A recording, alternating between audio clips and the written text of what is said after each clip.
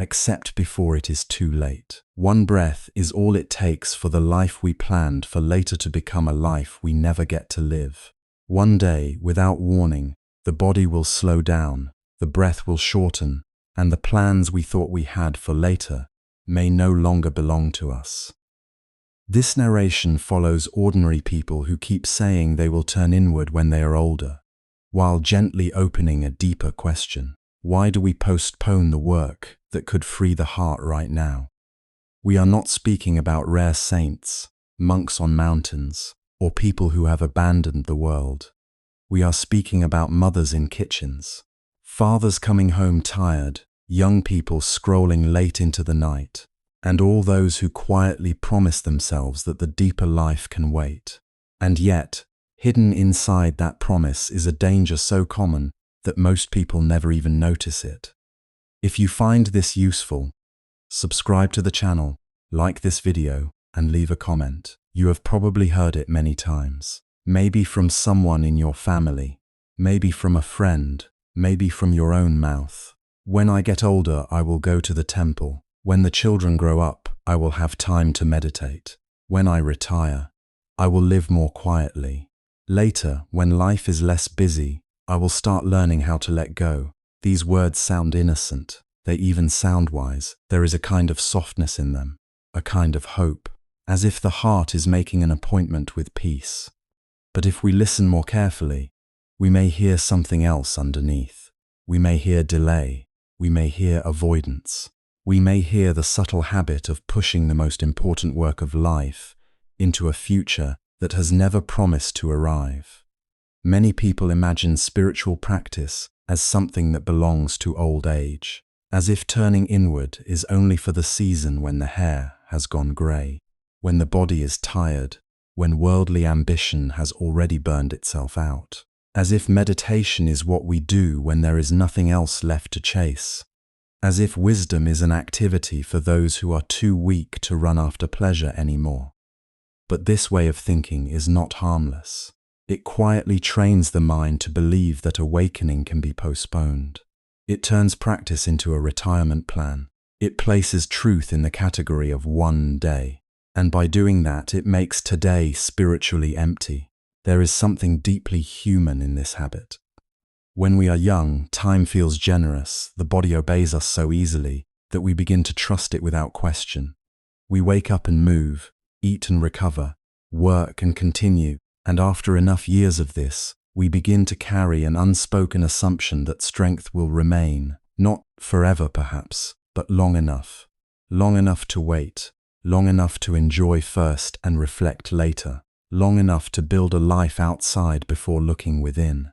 Youth creates a beautiful illusion, not only that we have time, but that we own time. And from that illusion, delay becomes easy. Health does the same thing. When the knees still bend, when the lungs still fill easily, when sleep still repairs us, it is very difficult to feel urgency about the unseen dimensions of life. We feel the body as if it were an ally that will always answer when called. But one day it does not answer in the same way. One day it becomes slower. One day fear enters through a diagnosis, an accident, a numbness, a trembling, a forgetfulness, a pain that was not there before. And what is heartbreaking is not only the body's decline. What is heartbreaking is the realization that the mind, too, may not be ready when the body changes. People often assume that old age will naturally make room for spiritual life. But old age does not always bring clarity. Sometimes it brings fatigue. Sometimes it brings bitterness. Sometimes it brings loneliness, regret, irritability, or confusion. Sometimes it brings a mind so entangled in old wounds and old habits that stillness becomes harder, not easier. We imagine that later will be quieter, but later may come with its own storms. We imagine that someday we will finally sit down with ourselves. But what if by then we no longer have the inner strength to do it well? What if the heart we neglected for decades has become too restless to settle? What if the mind we trained only in distraction cannot suddenly become deep, just because the calendar says we are old? This is why postponing inner work is so dangerous. not because aging is bad, not because work, family, and worldly life are wrong, but because the heart is being shaped every single day, whether we notice it or not. The way we react, the way we cling, the way we desire, the way we fear, the way we refuse truth. All of this is practice too. If we do not practice waking up, then we are practicing sleep. If we do not practice letting go, then we are practicing attachment. If we do not practice seeing clearly, then we are practicing illusion. And one day, those practiced habits become the world we live inside. There is also a sentimental misunderstanding that keeps many people from beginning early. Some say, why think about life and death when you are still young? Why become serious so soon? Why go to the temple while you are still beautiful, still full of life? If you think too much about impermanence, won't you grow old before your time? This sounds compassionate on the surface, but it misunderstands the whole point. To live close to truth is not to become old too early. It is to stop wasting life in sleep. It is not a rejection of joy. It is a purification of joy. It is not a dark obsession with death. It is freedom from the childish fantasy that death only happens to other people, or only happens later, or only matters at the very end. In fact, the person who lives with real spiritual understanding often carries a strange kind of youthfulness. Not the youth of skin, but the youth of heart. Not the youth of appearance, but the freshness of perception. A person who learns acceptance does not become dry and lifeless. Very often, they become lighter, less defensive, less burdened by comparison, less exhausted by wanting the world to be different from what it is. They stop fighting unnecessary wars with reality. They laugh more easily. They forgive more quickly. They suffer, yes, because all human beings suffer, but they do not add so much resistance on top of pain. And that gives them a kind of inner brightness that many outwardly youthful people have already lost. This brings us to a very important distinction. Acceptance is not one thing. There is a kind of acceptance that makes people small, heavy, and defeated. A person sees that life is uncertain, that aging is unavoidable, that death will come, and from this they become gloomy. They say, "What is the point? Everything passes anyway. One day I will lose it all." This is acceptance mixed with despair. It is the acceptance of someone who has looked at truth, but has not yet learned how to love it. They become passive. They carry impermanence like a wound. They think of death only as theft, only as ending, only as a dark hand that takes everything away. But there is another kind of acceptance, and this is the one that opens the heart. This acceptance says, yes, life is fragile. Yes, living and dying are separated by almost nothing, sometimes just one breath. Yes, everything that appears will one day disappear. But because this is true, every moment becomes precious. Every action becomes meaningful. Every intention matters. Death is no longer only the end of this chapter. It is also a doorway. The conclusion of this life is also the beginning of another movement in a much larger journey. Then the real question is not, how long do I have left? The real question becomes, what am I carrying when I go? That question changes everything. Most people spend enormous energy preparing for a future inside this life. They save money, build houses, protect reputations, collect achievements, and organize comfort. But very few seriously ask whether they are preparing for the journey beyond the next breath. Very few ask what can actually be carried forward when the body can no longer hold anything. If everything material must be left behind, then what remains as true wealth? If our name, status, beauty, and possessions cannot follow us, then what exactly have we been building? The old teachings answer with breathtaking simplicity. There are three kinds of blessings worth cultivating. The first is the blessing related to material things, not in the sense of owning more, but in the sense of being able to release them. Real wealth is not measured by how much you can keep. It is measured by how lightly you can hold. A person who cannot let go is poor no matter how much they possess. A person who can loosen the grip of craving already begins to taste freedom. The second is the blessing of moral goodness. This is the discipline of not harming life, not causing pain, not making others live in fear because of our words, our anger, or our selfishness. It is the simple, demanding beauty of being careful with the world. It is learning to move in a way that does not wound, to speak in a way that does not crush, to live with enough awareness that other beings feel safer, not more threatened, because we are here. This is not a minor virtue. This is the training of the heart away from cruelty and toward reverence. The third is the blessing of wisdom. This is the courage to not be blocked in our seeing, to look at life as it is, not as the ego wants it to be, to stop fearing truth and begin loving truth, to understand that what we call me and mine is far less solid than we imagine, to see body and mind as changing processes, arising because of conditions, passing because conditions change, to see that identity is layered with names and stories, but beneath those stories there is a lawful unfolding, not a permanent owner. This is not a cold philosophy. It is liberation from confusion. When wisdom begins to grow, the world becomes both simpler and more profound. We stop clinging so tightly to labels, to personal dramas, to the desperate insistence that this person is this forever, that this role is this forever, that this pain is this forever. We begin to see that whatever has come together will one day come apart. Whatever has appeared through causes will disappear when those causes shift. This truth does not have to make us afraid. It can make us honest. It can make us humble. It can make us tender with the little time we are given. And that is why the promise of later is not a harmless delay. It is a gamble made by a mind that does not fully understand its own fragility. It is the habit of assuming we will be given another season, another decade, another chance to become sincere. But sincerity is available now. Acceptance is available now. Practice is available now. Not after the world becomes convenient. Not after suffering finishes teaching us. Not after youth is gone and the body is already bargaining with time. Now. While the breath still comes and goes. While the mind can still choose. Now, while the heart is still being shaped. Once we see how common this promise of later is, we have to ask why so many people cling to it in the first place. Because postponement feels reasonable when everyone around us is doing the same thing.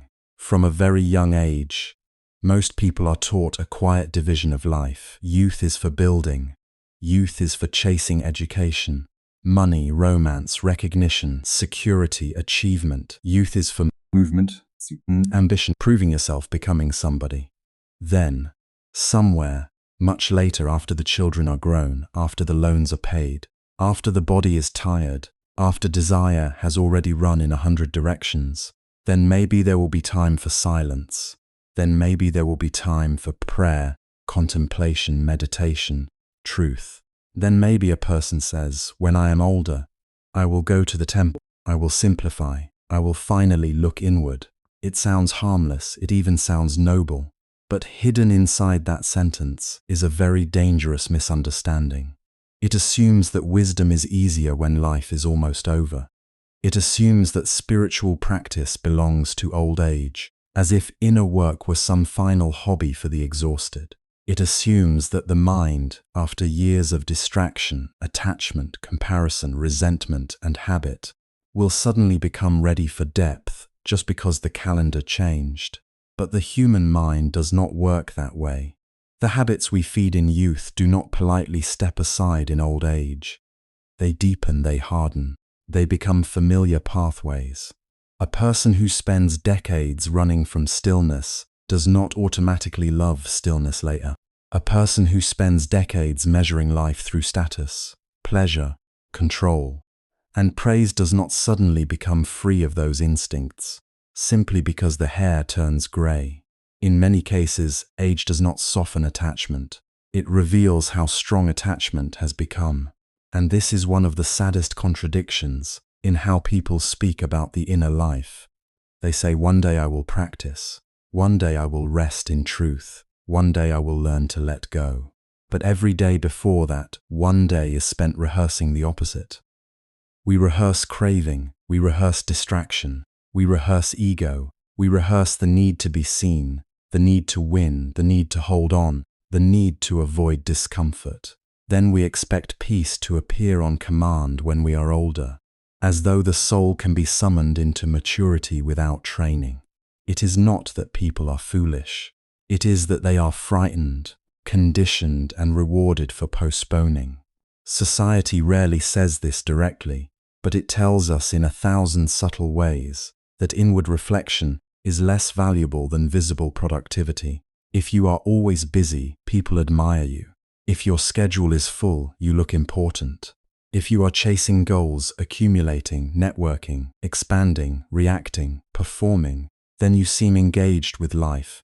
But if you become quiet too early, if you begin asking deeper questions while still young, some people become uncomfortable. They may look at you with pity. They may say, "Why are you thinking about life and death already? Why so serious? Why spend your young years in temples, books, contemplation, or prayer? Enjoy yourself first, live first, think later." As though contemplation were not part of living, as though self-understanding were a threat to youth, as though awareness makes a person old. In truth, it is often the opposite.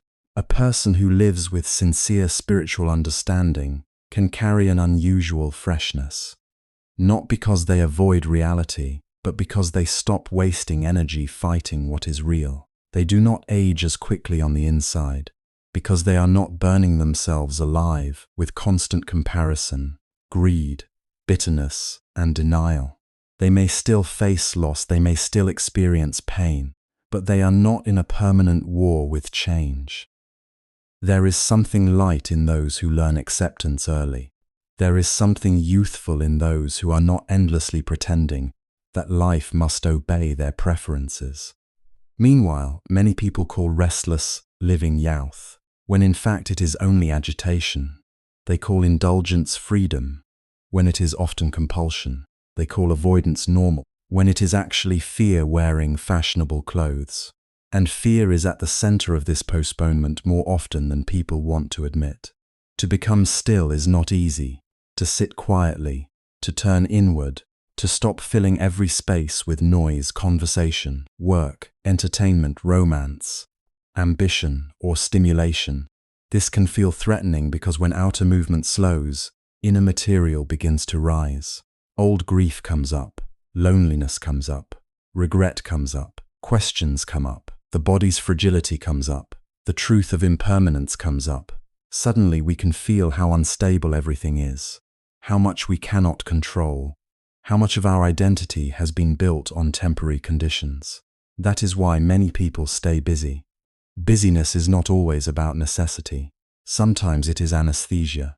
Sometimes it is a socially approved escape from meeting oneself. If I keep going, I do not have to feel the sorrow I buried.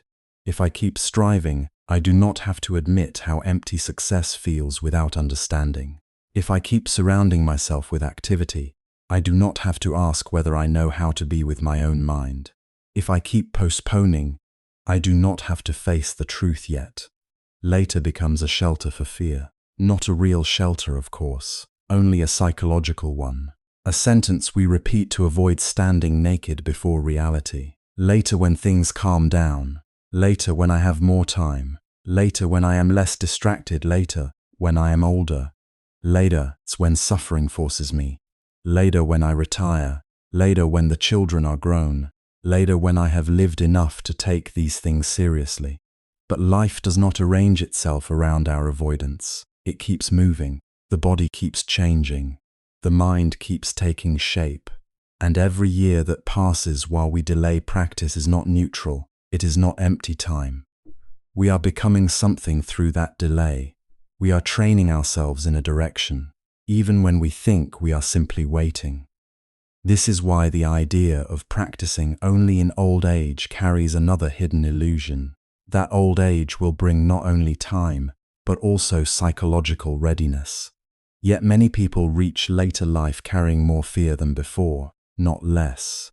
They may have more losses to grieve, more disappointments to process, more rigid views, more private wounds, more anxiety about health, more attachment to what remains. They may also have less energy, less concentration, less emotional elasticity. Even if they sincerely want to turn inward, they may discover that the inner ground is much harder to cultivate than they imagined. And some people do not even arrive at that season at all. This is not said to create panic. It is said to restore proportion. We do not know how long we live. More importantly, we do not know in what condition we will live. A person may have many years, but not the clarity to use them well. One may be alive, but exhausted, embittered, confused, dependent, or mentally scattered. Another may still be strong in body, yet so practiced in avoidance that sincerity feels foreign. So the question is not only whether there will be time later. The question is whether the mind we are shaping now will be able to love truth later. That is why acceptance matters early. There are at least two very different ways people speak of accepting reality. The first is dark and defeated. A person says, yes, everything ends, everyone grows old, everyone dies, nothing lasts. And because they see only that much, they become cynical. They use impermanence as a reason to withdraw, to become joyless, to become fatalistic. Life is reduced to decay. Awareness becomes pessimism. This is not wisdom. It is despair wearing the language of truth.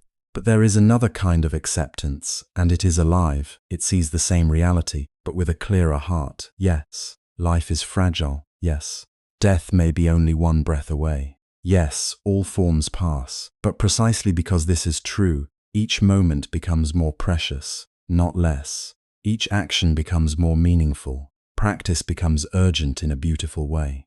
Not rushed, not anxious, but sincere. This kind of acceptance understands that death is not merely an ending, it is also a threshold. The end of this chapter is the beginning of another movement we may not yet understand. And if that is so, then the real question is not whether the journey continues. The real question is what we are carrying into it. What is our provision for the road ahead? If a person has spent a whole life collecting only external things, then what can they bring when external things fall away? Status cannot go, possessions cannot go, titles cannot go, appearance cannot go. Even relationships, however precious, cannot be clung to in the same way forever. So something else must be cultivated, something subtler and more enduring. In the Buddhist spirit, we might say, there are three forms of wealth worth developing. The first is the wealth that loosens our slavery to material things, not hatred of matter, but freedom in relation to it. The ability to use, enjoy, and care for what is needed without becoming imprisoned by possession. The second is the wealth of virtue, not harming, not causing fear, not making others bleed emotionally or physically for our own comfort, learning to act with restraint, kindness, and consideration.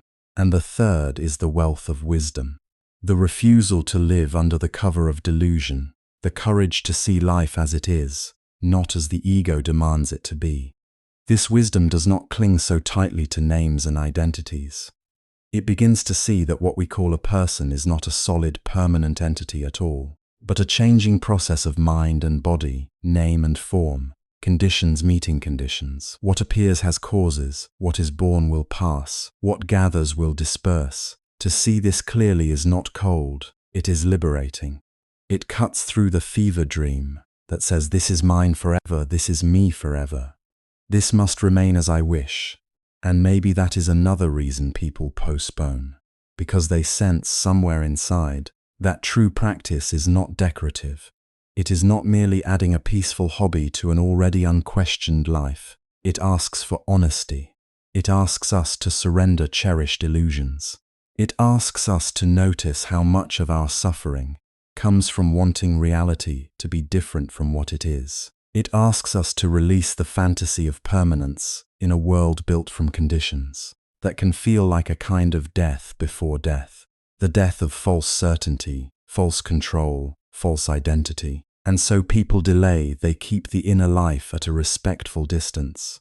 They speak of it warmly, even reverently, but not intimately. They admire wisdom the way one admires a mountain from far away. Beautiful, sacred, inspiring, but not something they are ready to climb. Yet every day of postponement shapes the climber, and once that habit of postponement becomes normal, another harmful idea begins to grow beside it. It is the idea that spiritual life belongs to old age. There is an old story told among traveling monks about a farmer who kept a field of good soil beside his house. Every spring he told himself the same thing. The planting could wait a little longer, until the weather settled, until the work at hand was finished, until life felt less crowded. Season followed season, and the field remained empty, patient and unplanted. One year the farmer grew ill, and from his bed he watched the same soil through the window, still rich, still waiting.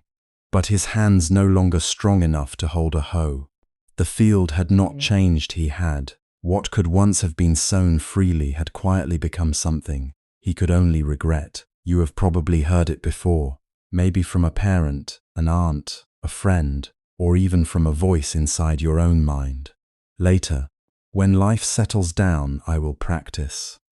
When I am older, I will go to the temple. When my beauty fades, when my ambitions quiet down, when my responsibilities are over, then I will think about deeper things. And sometimes it is said in an even sadder way, almost with pity. So young, so beautiful. Why go to the temple so early? Why become old before your time? Why fill your head with suffering, death, karma, philosophy, religion? Youth should be light. Youth should be carefree. At first, it sounds affectionate. It sounds as if the speaker is protecting life, protecting freshness, protecting joy. But hidden inside that statement is a very shallow misunderstanding of what it means to be truly alive. Because what is being assumed there, that joy belongs to distraction, that depth belongs to decline, that pleasure is youthful, but wisdom is old, that if a young person begins reflecting on impermanence, suffering, death, responsibility, compassion, and truth, then somehow their spirit will wrinkle before their face does. But that is not wisdom. That is confusion wearing the mask of common sense. A person does not become inwardly old by looking deeply into life. A person becomes inwardly old by being consumed by the wrong fires for too long. Greed ages the mind, envy ages the mind, endless comparison ages the mind, pretending ages the mind, the effort of maintaining an image, defending an ego, chasing approval, fearing loss, competing with everyone, resenting what others have, replaying old wounds, running from silence. These things exhaust a human being far faster than contemplation ever could. There are young faces carrying ancient fatigue. There are people still in their 20s who are already worn down by craving, by insecurity, by the pressure to become someone impressive before they have even learned how to be at peace with being human. They laugh loudly but sleep poorly. They look vibrant in photographs but feel hollow when alone. They are praised for being full of life, yet inwardly they are already tired of the performance. They are not tired because they asked serious questions too early. They are tired because they never learned how to stop lying to themselves about what truly matters. And then there is another kind of young person, maybe quieter, maybe less eager to impress, maybe willing even now to sit in a temple or in a small room or beside a window in the evening and ask, what is this life?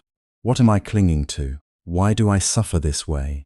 What remains when excitement passes? What kind of heart do I want to build before death arrives? To the world, this person may seem too serious, too reflective, too detached from the usual games. Some may even pity them, as if they are missing out on youth itself. But often the opposite is true. Such a person may actually be preserving something very rare. Not childishness, but freshness. Not ignorance, but innocence. Not naivety, but inner space. Because the mind that begins to live with Dharma does not become dry, it becomes clean. And there is a big difference between the two. Dryness comes from suppression, fear. rigid morality, lifeless imitation. But cleanliness comes from seeing more clearly what creates suffering and what releases it. When a person begins to understand greed, they are less dragged around by wanting.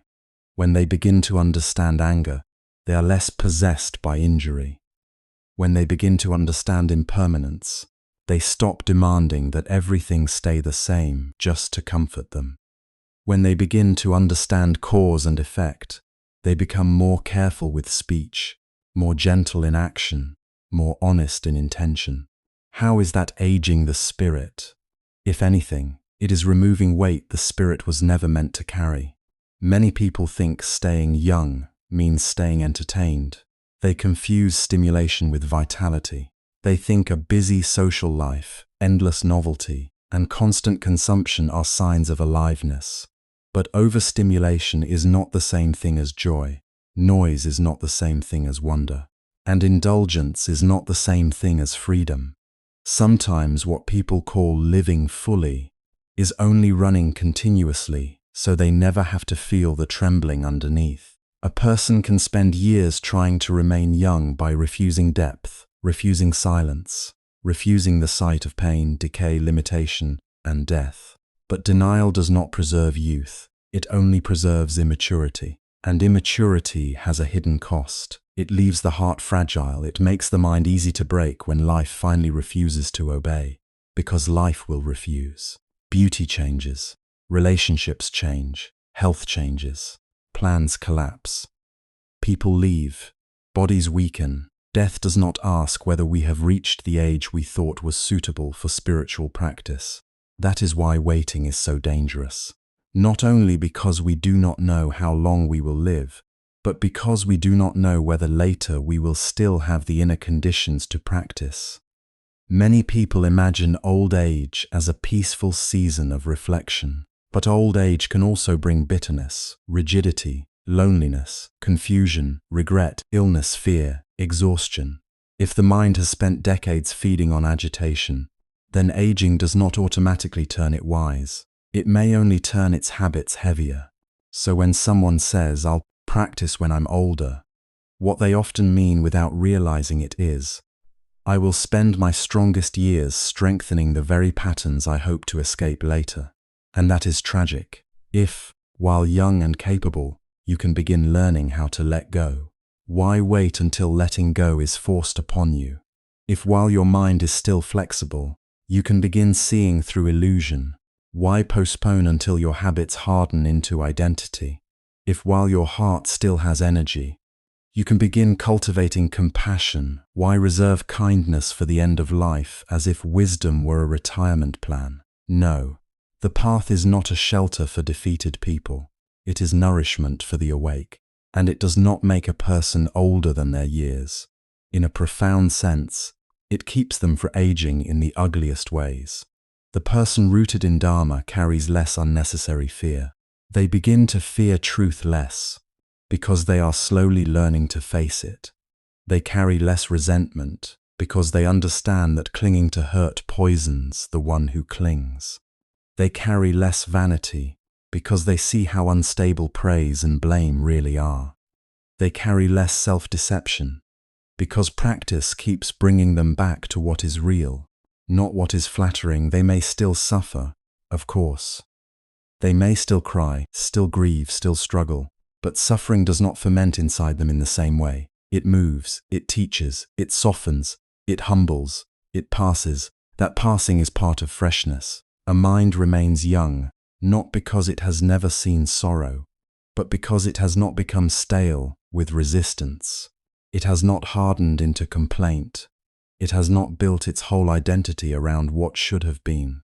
It still meets life. It still learns. It still bows to what is true. And this is why the person living with genuine spiritual clarity can seem strangely young even in old age. Their body may age like everybody. Their face may wrinkle. Their steps may slow. But inside there is often a lightness, a simplicity, a lack of psychological clutter that many younger people do not have. They are not carrying 10,000 rehearsed grievances. They are not endlessly performing. They are not trying to be bigger than reality. In some essential way, they are less burdened. There is something childlike in that, but not childish. A child is fresh because it has not yet built many masks. A wise person is fresh because many masks have fallen away. That is why deep practice is not the enemy of youth. False living is. Living in constant comparison will age you. Living for other people's approval will age you. Living in hidden shame will age you. Living in greed that can never be satisfied will age you. Living in fear of the truth will age you. Living in denial of death will age you. Living as if this fragile life were permanent will age you. And perhaps most of all, living in conflict with reality will age you. But to live in the spirit of Dharma is to begin reconciling with reality. Not to become passive, not to become cold, not to withdraw from life in disgust, but to stop wasting precious life on arguments with what is already so. This is where many people misunderstand acceptance. They think acceptance means surrendering joy, giving up beauty, abandoning intimacy, becoming grim, detached, almost ghost-like. They imagine the spiritual person as someone who no longer laughs freely, no longer delights in the world, no longer loves life. But true acceptance does not kill love. It purifies it. It frees love from possession. It frees care from panic. It frees enjoyment from addiction. It allows us to touch what is beautiful without demanding that it stay forever. And that is a more youthful way of living, not a less youthful one. Because what is youth at its purest? It is openness. It is immediacy.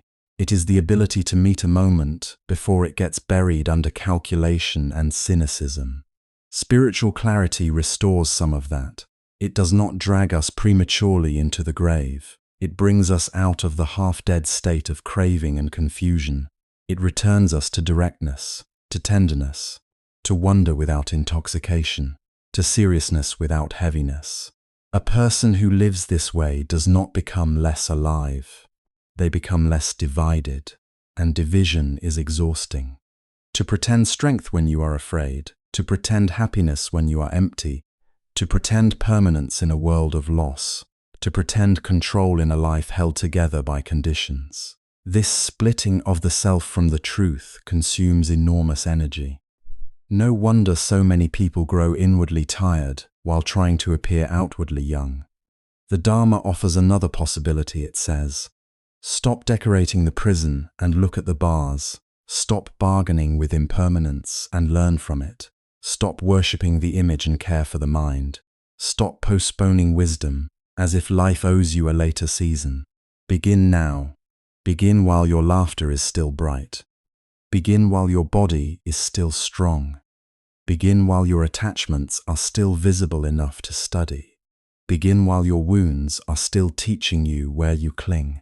Begin while there is still time to shape the heart consciously rather than desperately.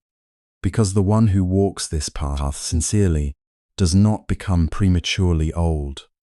They become inwardly unburdened. They become harder to frighten and easier to soften. They become less seduced by illusion and more available to reality. They become less cluttered by self and more spacious in love. And once you see that, the old pitying remark begins to sound upside down. So young, so beautiful. Why go to the temple so early? Maybe because youth is too precious to waste on confusion. Maybe because beauty without wisdom becomes anxiety. Maybe because the heart should be trained before it is cornered by loss. Maybe because thinking deeply about life does not wither a person, it ripens them. Maybe because the one who learns truth early is not aging faster, but suffering less needlessly. Maybe because what the world calls becoming old is sometimes simply becoming real. And to understand why this kind of spiritual clarity keeps a person inwardly fresh, we have to look more carefully at one crucial thing, what it actually means to accept. Acceptance is one of those words people think they understand until life asks them to practice it. Then suddenly the word becomes heavy. It sounds passive, it sounds weak, it sounds like surrender. For many people, to accept something means to lose to it, to bow their head, to stop trying, to become small in front of pain. But that is not acceptance. That is the misunderstanding of acceptance. Real acceptance is much more exact than that. It means seeing reality without arguing with the fact that it is already here. It means not adding fantasy where truth is needed. It means not turning away from what has already become real, just because it hurts the heart, bruises the ego, or interrupts the story we wanted life to follow. Acceptance is not saying, I like this. It is not saying, this is fair. It is not saying, I wanted this. It is simply saying, this is what is here now. And from that honesty, a wiser response becomes possible. When people do not understand this, they fight the wrong battle. They spend all their energy resisting what has already happened, instead of facing what now needs to be lived. The mind says, this should not be happening. This cannot be happening. Why me? Why now? Why this person? Why this loss? Why this body? Why this age? Why this ending? And while the event itself may already be painful, the resistance creates a second suffering, often larger than the first. The wound is one thing. The refusal to acknowledge the wound is another. Take aging, for example. It is one of the most ordinary truths in human life, and yet people resist it every single day. A new line appears on the face, and the heart reacts as if betrayed. The body slows down, and the mind becomes offended. Strength changes, beauty changes, energy changes, interests change, even memory changes. But instead of meeting these things with intelligence, many people spend years in a silent quarrel with time. They do not merely grow older, they also suffer from the fact that they are growing older. They suffer once because the body changes, and then again because they cannot accept that change. They compare themselves to their younger self. They compare themselves to others. They compare themselves to an idea that never had any chance of surviving. And so what could have become maturity turns into bitterness. Acceptance in this case does not mean neglecting the body. It does not mean giving up on health, dignity, vitality, or care. It simply means not asking the impossible of life. It means caring for the body while understanding that the body belongs to change. It means appreciating youth without demanding that it remain. It means honoring beauty without worshipping it. It means standing in front of the mirror and no longer asking life to reverse its own law. There is great peace in that, not because aging disappears, but because war disappears. The same is true with sickness. When illness comes, the body may need medicine, treatment, rest, discipline, help, and patience. All of that matters. Acceptance does not cancel action. It purifies action. If a person denies their condition, resents their condition, or collapses into self-pity because of their condition, they become harder to help, even by themselves. But when they can quietly say, this is what the body is going through now, then something stable appears inside them. They can respond more clearly. They can ask for support without shame. They can care for themselves without dramatizing every moment. The illness may remain difficult, but the mind is no longer fighting both the illness and reality at the same time. Loss is another place where acceptance is deeply misunderstood. When we lose someone we love, or a home, or a relationship, or a role we built our identity around, there is pain. There must be pain. To pretend otherwise is not wisdom. Acceptance does not mean becoming cold. It does not mean being unfeeling. It does not mean acting untouched by grief just to look spiritually mature. If the heart loved, the heart will ache. That is natural. But acceptance allows grief to be clean instead of poisoned. It lets sorrow move like weather through the being, instead of becoming resentment against the truth. A person who refuses loss often says inwardly, no, this cannot be the end. This should not have happened. Things must go back to how they were. But life is not always reversible. Some doors close only once. Some people leave and do not return. Some chapters end with no consultation. We are not asked whether we approve. We are only asked whether we will live honestly after the fact. Acceptance says this has changed. This is gone. This hurts. And because it is honest, it becomes strangely tender. It does not harden around what was lost. It learns to hold memory without trying to imprison time. Then there is misunderstanding, a suffering so common and so human. How many people exhaust themselves because they cannot accept that they are not fully seen, not fully known, not always fairly interpreted. Someone misreads your intention. Someone judges you by one moment. Someone carries a false idea about who you are. Someone you love does not understand your heart. This pain is real. But often we make it heavier by demanding total recognition from a world that cannot provide it. We suffer once because we were misunderstood, and again because we cannot accept the limits of other people's perception. Acceptance here does not mean allowing abuse or lying down before injustice. It means recognizing a hard truth. Not everyone will see clearly, not everyone will be fair, and not every misunderstanding can be repaired. Sometimes you explain, sometimes you correct, sometimes you walk away, but in every case, peace begins when you stop making your inner stability depend on universal approval. That too is acceptance. It is not defeat. It is freedom from a hopeless negotiation with reality. Change itself is another constant teacher. People say they want life to improve, but often what they really want is improvement without change. Growth without discomfort, renewal without uncertainty.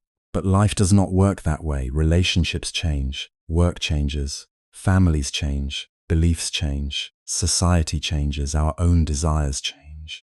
And beneath all these shifting forms is one fact we are forever trying to ignore. Nothing stays arranged for our convenience. Acceptance means allowing this truth to become intimate, not as an abstract philosophy, but as a lived understanding. Without that understanding, every transition feels like an insult, every ending feels personal, every disruption feels like a theft. But once a person begins to accept change as part of the structure of existence, they stop taking impermanence as a personal attack. They still feel disappointment, they still feel uncertainty, but they are not shattered every time life moves. They bend more, they panic less, they cling less, they remain more available to the next step, and uncertainty may be the hardest one of all. Human beings want guarantees. We want to know that the people we love will stay, that our plans will work, that our health will hold, that tomorrow will resemble today in the ways that comfort us. But uncertainty is woven into every breath. We do not know how long we will live. We do not know which conversation will be our last with someone. We do not know what news waits around the corner. We do not know which ordinary day is quietly changing everything. This is not meant to frighten us. It is meant to wake us up. The refusal to accept uncertainty creates an endless strain. The mind keeps trying to secure what cannot be secured. It rehearses disaster, makes bargains, clings to routines, reads signs into everything, and mistakes control for safety. But control has limits. Acceptance says, I will prepare where I can, act where I should, love while I am able, and remain humble before what I cannot predict. That kind of acceptance does not weaken a person. It steadies them. It lets them live without the exhausting fantasy that vigilance can prevent all sorrow. This is why acceptance is not a withdrawal from life. It is a more honest way of entering life. A person who accepts reality does not become less alive. They become less divided. They stop spending so much energy denying what is already happening. They stop decorating the truth just to make it easier to swallow. They stop asking illusion to save them from discomfort. And because of that, they become more capable of real compassion, real patience, real courage.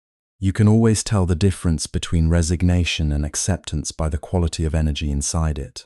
Resignation is heavy, dull, collapsed. It says, nothing matters, nothing can be done, why bother?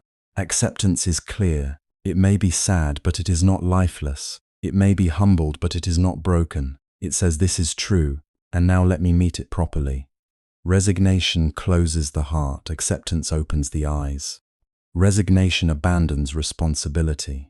Acceptance makes responsibility sane. That is why accepting reality does not mean you stop improving your life. It means you stop building improvement on denial. If you are unhealthy, acceptance means admitting it, not hiding from it. If a relationship is damaged, acceptance means seeing the damage honestly before trying to repair it. If a dream is over, acceptance means grieving it fully so that a new life can begin without pretending the old one still stands. If your mind is restless, your body tired, your path unclear, acceptance is where truth begins, and only truth can guide wise action. In spiritual life, this becomes especially important because many people use spiritual language to escape honesty. They say they have accepted something when in fact, they have only numbed themselves. They speak of peace when they are merely disconnected. They call it surrender when it is actually avoidance. But true acceptance is awake. It feels, it sees. It does not flee reality under beautiful words. It enters reality more deeply until resistance loosens and understanding begins. To accept is to stop quarreling with what already is, to stop saying no to facts that have already entered the room, to stop hiding from impermanence, fragility, and truth. It is to see clearly that life does not become sacred because it obeys our preferences.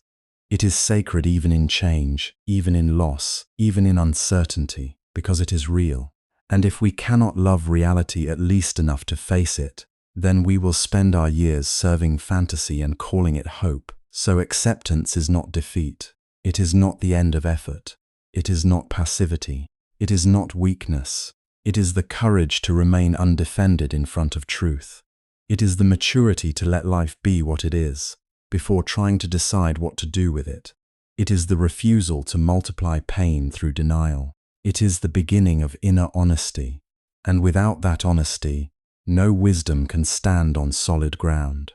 But not everyone who accepts reality arrives at wisdom, because acceptance itself can take very different directions. One direction looks like acceptance on the surface, but inside it is heavy, defeated, and quietly collapsing. This person has looked at impermanence, but instead of becoming humble, tender, or awake, they become tired in spirit. They say, well, everything passes anyway. They say, what is the point of building anything when one day I will lose it? They say, why love so deeply if separation is inevitable? Why care so much if age, sickness, and death will erase it all? They speak as if they are being honest, as if they are just more realistic than everyone else. But if you listen carefully, what you hear is not freedom. What you hear is pain that has learned to speak in the language of truth. This first kind of acceptance is not peaceful. It is burdened. It sees one part of reality and then lets that part swallow the whole sky. Yes, the body ages. Yes, relationships shift, break, or end. Yes, one day we will leave everything behind. All of that is true. But this wounded kind of acceptance takes those truths and turns them into a verdict against life itself. It does not say, because life is fragile, let me live gently and deeply. It says, because life is fragile, nothing matters enough to love. It does not say, because time is short, let me wake up now. It says, because time is short, why even begin? And there are many people who live like this without even realizing it. They may still go to work, still smile in photos, still make plans for next month, still sit at family dinners and talk about ordinary things. Outwardly, they look functional, but inwardly, something has gone dim. The heart has started withdrawing from life, before life has even taken anything away. They begin grieving losses that have not yet arrived. They rehearse old age before they are old. They rehearse abandonment before anyone has left. They rehearse death while still breathing, not in a wise and clarifying way, but in a way that drains color from the present moment. So when something good comes, they cannot fully receive it. If love appears, they immediately think of heartbreak. If health is strong, they think of the day it will fail. If youth is here, they think of wrinkles, weakness, and decline. If success comes, They think of how quickly it can disappear. They do not know how to let joy land in the heart, because the mind is always standing over it, whispering, "Don't get attached. This will not last." But they are not really free from attachment. They are simply afraid of loving what can be lost, afraid of hoping for what can change, afraid of opening to what cannot be controlled. This is why such acceptance often sounds mature, while actually being deeply wounded. It borrows the voice of wisdom, but not its clarity. Wisdom sees impermanence and becomes lighter. Wounded resignation sees impermanence and becomes more lifeless. Wisdom sees that all conditioned things pass, and because of that, it becomes more present, more compassionate, more sincere. But this first kind of acceptance sees the same truth and uses it like poison. It feeds despair with it. It protects itself with it. It builds a hard shell around the heart and calls that shell understanding. And the tragedy is that this state can be praised by the mind as intelligence. The person starts to believe they are simply no longer naive. They say, "Know how life works now." They say, "I am not like those people who still expect too much." They speak as if hope is for fools, as if tenderness is weakness, as if devotion is childish. They may even mock those who pray, who meditate, who try to love more honestly, who still find wonder in ordinary mornings. They look at such people and think, they just have not suffered enough yet. But often the deeper truth is the opposite. The cynical person has suffered, yes, but instead of letting suffering soften them into insight, they have made suffering into an identity. They have wrapped themselves in disappointment and begun calling it truth. If you stay near this kind of energy long enough, you can feel its emotional texture. It is not loud all the time. Sometimes it is not dramatic at all. Sometimes it is quiet, flat, and almost respectable. It can appear as detachment. But it is not true detachment. True detachment has warmth clinging it can hold and release with grace. This other state is colder, it says. I do not expect much from life anymore. It says, I have learned not to care too deeply. It says, that is just reality. But under those words there is often numbness, bitterness, and a deep fatigue of the soul. Numbness is one of its first signs. The person still functions, but they cannot feel fully alive. Beauty does not touch them the way it used to. Kindness reaches them only faintly. Even gratitude becomes difficult, because the mind keeps translating every blessing into a future loss. They cannot rest in what is here. They cannot rejoice without suspicion. The heart becomes cautious, then guarded, then dull. They think they are protecting themselves from pain, but they are also cutting themselves off from wonder. Bitterness often follows, not always as anger, but as a subtle resentment toward life. They begin to feel cheated by reality itself. They resent that things change. They resent that people cannot stay. They resent the body for aging. They resent time for moving. They resent love for being vulnerable. And because they cannot argue with impermanence, because they know on some level that life does not owe them permanence, the resentment sinks inward. It becomes heaviness. It becomes a private sourness that colors everything. Then apathy enters. This is one of the saddest forms of spiritual distortion, because it can look so calm from the outside. The person says, whatever happens, happens. But this is not surrender. It is collapse. It is not the peace of someone who trusts reality. It is the exhaustion of someone who no longer believes their heart can bear engagement. They stop trying to grow. They stop trying to repair what can be repaired. They stop making sincere effort in the places where effort still matters. They call it acceptance. But really they have abandoned their own aliveness. And beneath all of it, very often there is fear, quiet fear. Fear that hides behind realism. Fear that dresses itself in philosophy. Fear that says, I have already accepted the worst, when in fact it has only become obsessed with the worst.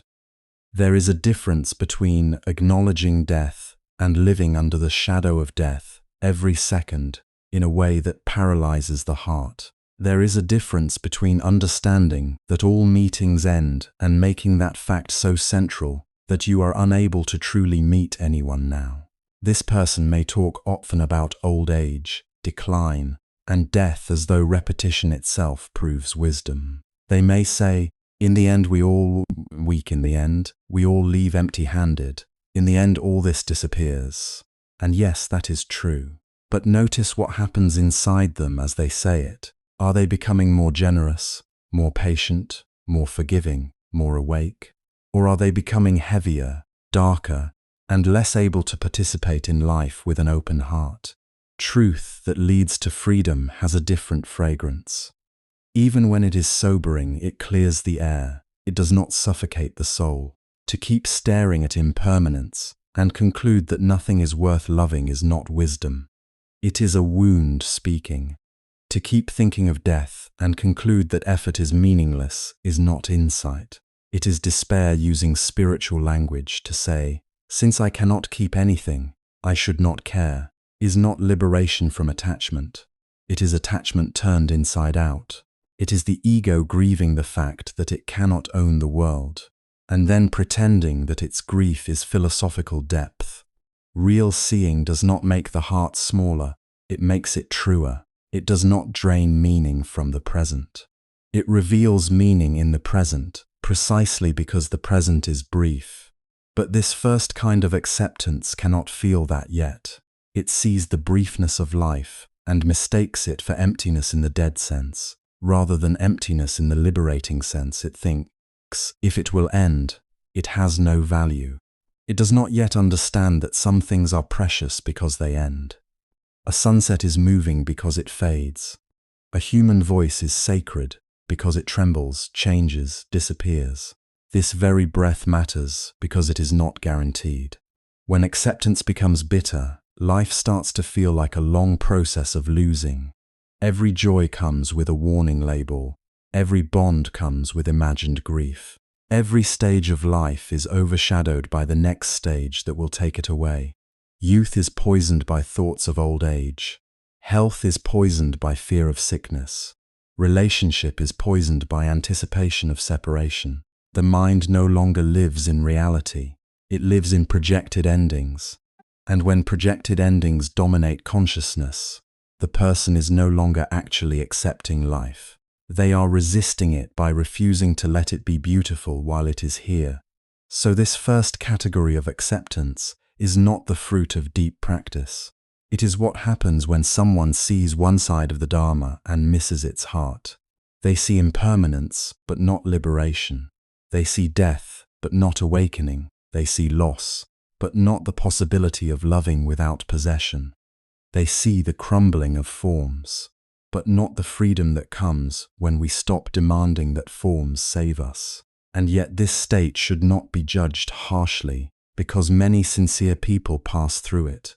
Sometimes it is a stage after disappointment. Sometimes it comes after betrayal, illness, grief, or too many broken expectations.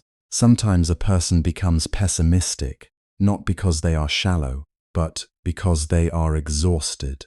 They have suffered, and they do not know yet how to hold truth without letting it harden them. So they settle for a dark version of acceptance. At least it feels safer than illusion. At least it seems more honest than false hope. But safety is not the same as freedom, and heaviness is not the same as wisdom. There is another way to accept, another way to look at the very same old age, the very same uncertainty, the very same passing nature of all things, and instead of sinking into defeat, to rise into courage, to see that life and death are separated by only a breath, and from that not become hopeless, but become profoundly awake. To understand that endings are real, and therefore preparation matters, love matters, practice matters, the state of the heart matters. The truth does not have to break us into despair.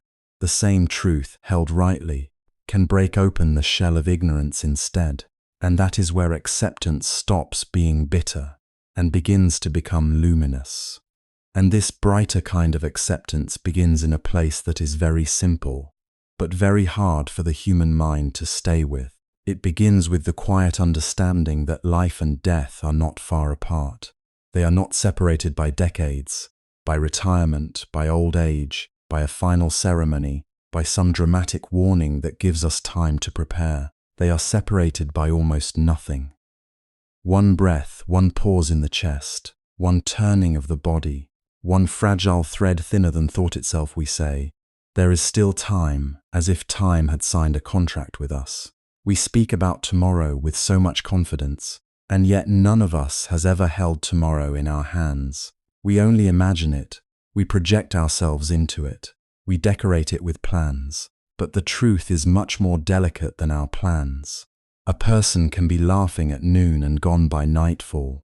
A person can go to sleep expecting an ordinary morning and never open their eyes again. A person can live many years and still lose. Long before death, the inner clarity, strength, or peace needed to turn toward what truly matters. When this truth is only understood intellectually, it may sound severe. But when it is felt deeply, it becomes clarifying. It rearranges the heart. It does not necessarily make us sad. It makes us honest. It makes us stop standing so casually inside our own life, as though we are only visiting it. It makes us realize that every day is not just another day. Every day is material. Every day is shaping something in us. Every reaction, every intention, every attachment, every act of kindness, every moment of bitterness, every habit of mind, we are carrying all of that somewhere. This is why the second kind of acceptance is not passive. It is not a tired shrug. It is not saying everyone dies, so nothing matters. It is almost the opposite. It says, because everything passes, what I do now matters even more.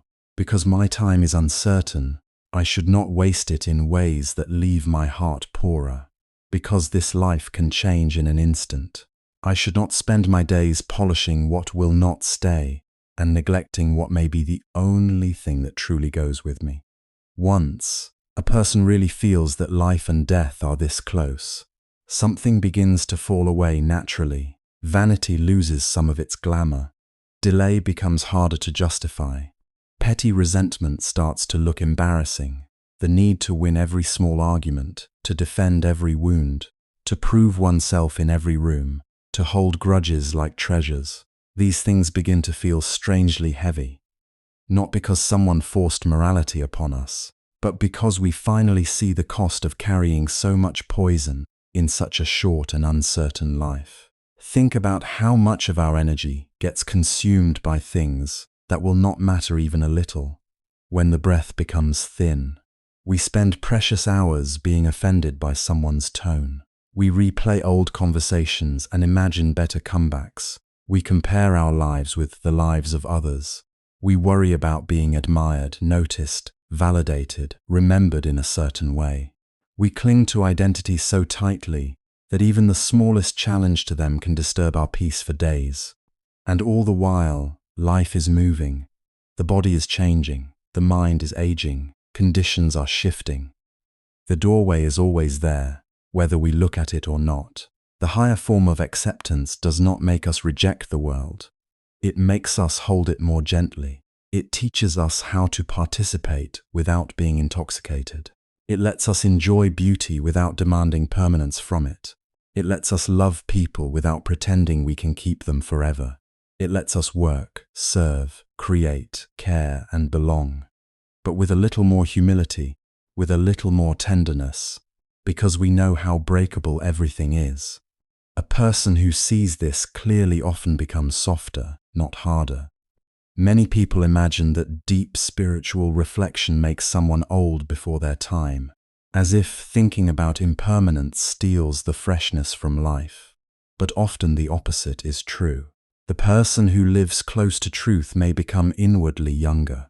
There is less unnecessary tension in them, less performance, less greed in the eyes, less panic beneath the smile. They may laugh more freely, love more honestly, and forgive more quickly, because they are no longer trying to build eternity out of passing things. When you know that one breath can change everything, you speak differently. You become more careful with words. Not fearful, not artificial, but aware. You understand that words enter the heart of another person and remain there. A harsh sentence can stay alive in someone for years. A cruel joke can become a private wound. A dismissive tone can deepen loneliness in a person already carrying too much. So, you begin to ask yourself before speaking, is this necessary? Is this true? Is this kind? Is this worth leaving behind in another human being? This kind of acceptance refines behavior in very quiet ways. You interrupt less. You listen more.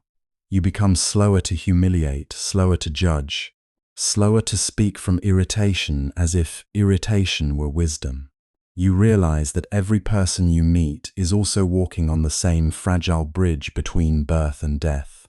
They too are carrying fears they do not always show. They too are trying, failing, hoping, grieving, aging. And because of that, your heart becomes less violent. Not weak, just less violent. You also become more serious about what you allow to grow inside you. If death were merely a blank wall, then perhaps inner cultivation could seem optional, decorative, something to do only when life becomes inconvenient. But if death is a threshold, then what we carry in the heart matters immensely.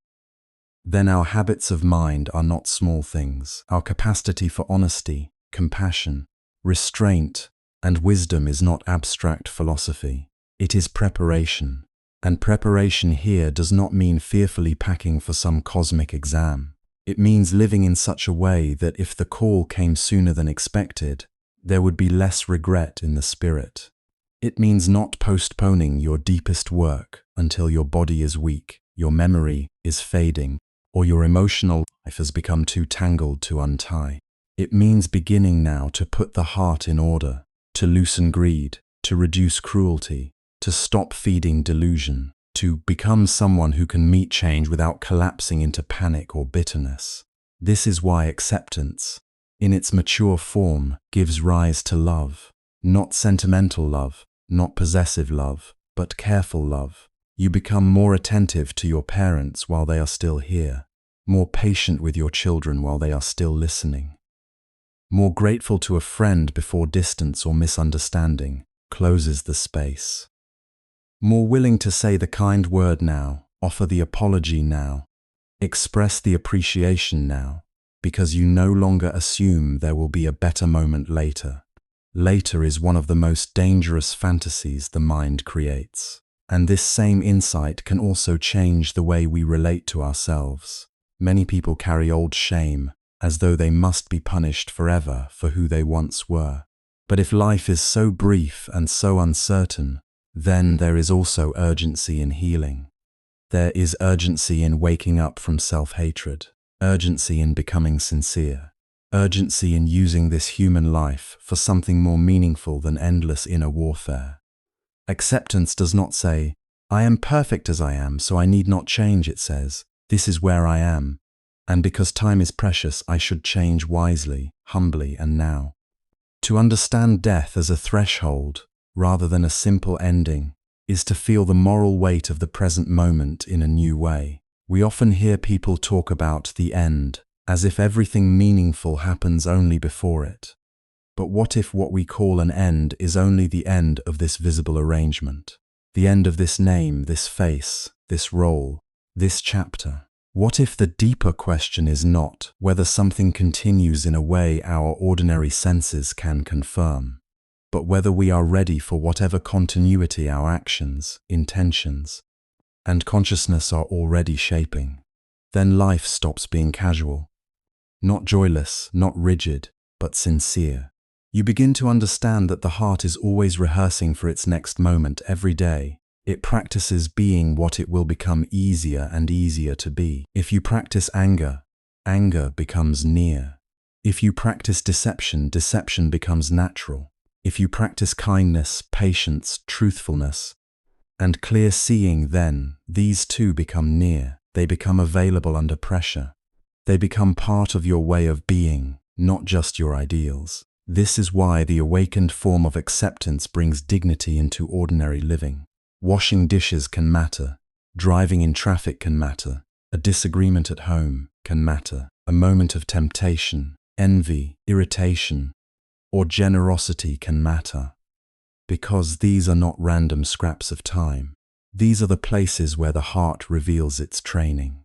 These are the moments where consciousness is shaped. These are the seeds we keep planting, whether we notice it or not. And slowly, a person living this way becomes less afraid of truth. They do not need comforting lies as much as before. They do not need to be shielded from reality by constant distraction. They can bear to see that youth fades, beauty changes, possessions scatter, relationships shift, the body weakens, and all constructed identities eventually crack. But instead of becoming numb, they become available to wonder, available to compassion, available to reverence, available to the raw and precious fact of being alive at all.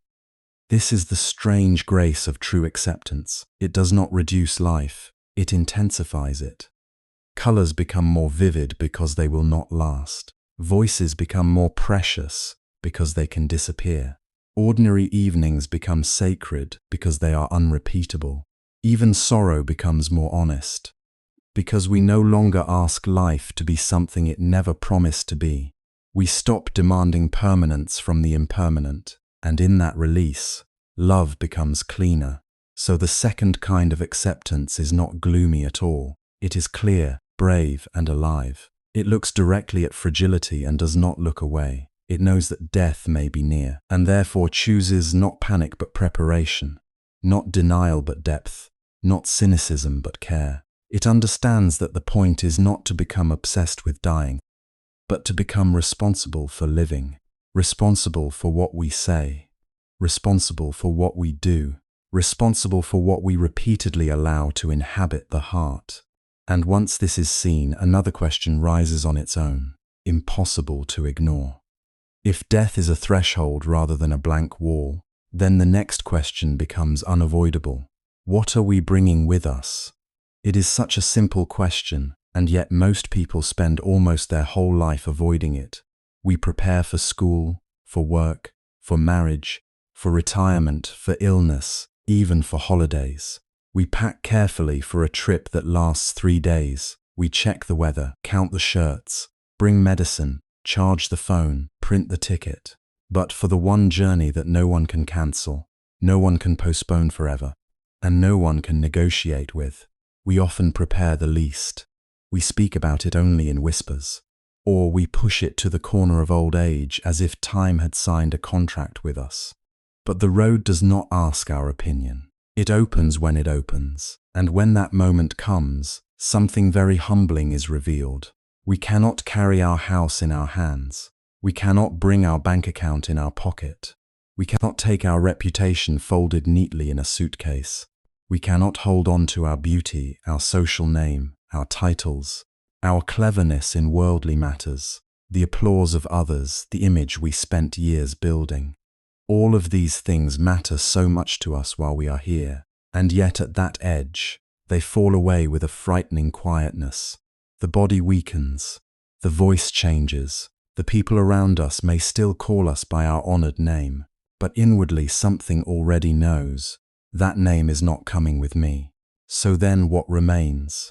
Not what we displayed, but what we became. Not what we owned, but what we cultivated. Not what the world said about us, but what the heart has practiced so many times that it now moves in that direction by itself. This is why spiritual preparation is not some decorative activity for people with free time.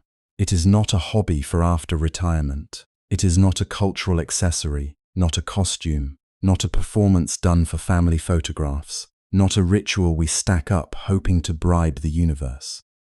Real preparation is far deeper than that. It is the shaping of our inner weight.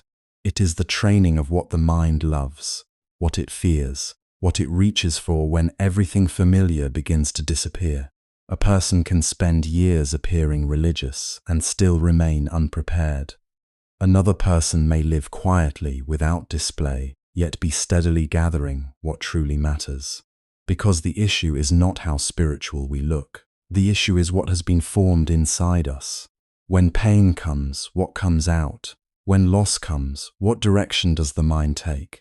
When death approaches, does the heart collapse into panic, cling wildly, accuse life, and drown in confusion? Or has it learned, little by little, to release, to understand, to trust truth more than illusion? That is preparation, and it must be done now, while the mind still has room to be trained. Because there are people who live long, but by the time they finally think of turning inward, the inner conditions are no longer easy. The body may still breathe, but the mind has become tired, bitter, restless, suspicious, or weak. Habits that were fed for 50 years do not suddenly obey us in one afternoon. A heart trained only in wanting does not instantly discover peace just because the hair has turned white. If all our life we practiced grasping, comparing, resenting, fearing, and distracting ourselves, then in the final hour those old companions may be the first to appear. That is why the wise do not wait until the bridge is already cracking beneath their feet. They prepare while the ground still feels stable. They prepare while they can still choose, while they can still listen, while they can still notice how anger enters, how pride burns, how desire drags the mind outward again and again. They prepare before the storm, not in the middle of it. And this preparation is not based on superstition. It is based on cause and effect. Whatever we repeatedly do leaves a trace. Whatever we repeatedly think shapes the channel through which the mind will flow. Every act of cruelty hardens something. Every act of honesty clears something. Every moment of greed strengthens a chain. Every moment of letting go weakens one. Every time we refuse to look at reality, ignorance thickens. Every time we turn toward truth, even if it is uncomfortable, a little more light enters. So when we ask what can be brought onto that next passage, we are really asking, what in us has become real enough to remain when everything borrowed is taken back? Money is borrowed, the body is borrowed, youth is borrowed, praise is borrowed. Even relationships, as precious as they are, belong to conditions and cannot be held forever in the form we want. This does not mean they are meaningless. It means they are not luggage for that road. They are part of this chapter, not the passport for the next. What goes on is subtler than that. The tendencies of the heart, the moral fragrance of our actions, the clarity or confusion of our seeing, the karmic momentum built from how we have lived. This is why preparation is so intimate. No one can do it for us. People can love us, pray for us, support us, teach us, remind us, but they cannot substitute for the life we ourselves have been living from within. And if we are honest, this question can pierce us deeply. If tonight all my labels were removed, who would I be if my profession disappeared? What strength would remain? If my beauty faded, what would still shine? If my social standing collapsed, what in me would not collapse with it? If my possessions were scattered, what inner wealth could not be stolen? These are not depressing questions. They are liberating questions. Because they force us to stop investing everything in what time will definitely take. They call us back to a different kind of intelligence, a different kind of wealth, a different kind of beauty. The world teaches us to prepare our image. The Dharma teaches us to prepare our being. The world tells us to accumulate things that impress others. The path of wisdom asks us to accumulate what will still help when no audience remains. The world rewards appearance quickly. Truth works more quietly. It asks for patience, sincerity, repetition. It asks us to refine the way we speak, the way we earn, the way we respond when wounded, the way we carry desire, the way we hold power, the way we treat those who cannot benefit us. Because the next journey is not entered through a gate of status. It is entered through the condition of consciousness. That is why urgency matters. Not panic, but urgency. There is a difference. Panic is noisy and blind. Urgency is calm but awake. Panic says, I am running out of time, and then does nothing meaningful. Urgency says, time is uncertain. Let me not waste what is here. Panic makes us dramatic. Urgency makes us sincere. The tragedy is not that death exists. The tragedy is that many people live as though they have unlimited chances to become honest, kind, and clear. They postpone the essential, they say. Later I will forgive. Later I will sit still. Later I will examine my mind. Later I will let go of resentment. Later I will learn how not to harm. Later I will search for what is true. But later is one of the most dangerous words the ego has ever invented, because the road can change suddenly. One diagnosis, one accident, one betrayal, one night of pain, one breath that does not return the way the last one did. And then all the spiritual work we imagined we would do someday stands before us like an unopened bag, beautifully packed in theory, but empty in fact. So to prepare is an act of great love. Love for our own future suffering, love for those around us, so that we do not leave this world with a mind full of violence and confusion.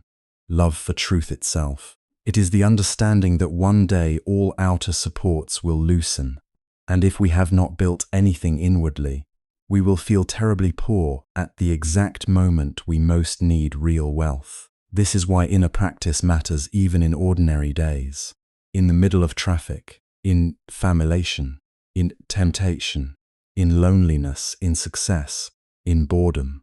Every ordinary moment is a training ground. Every irritation is a place to see attachment. Every loss is a place to study impermanence.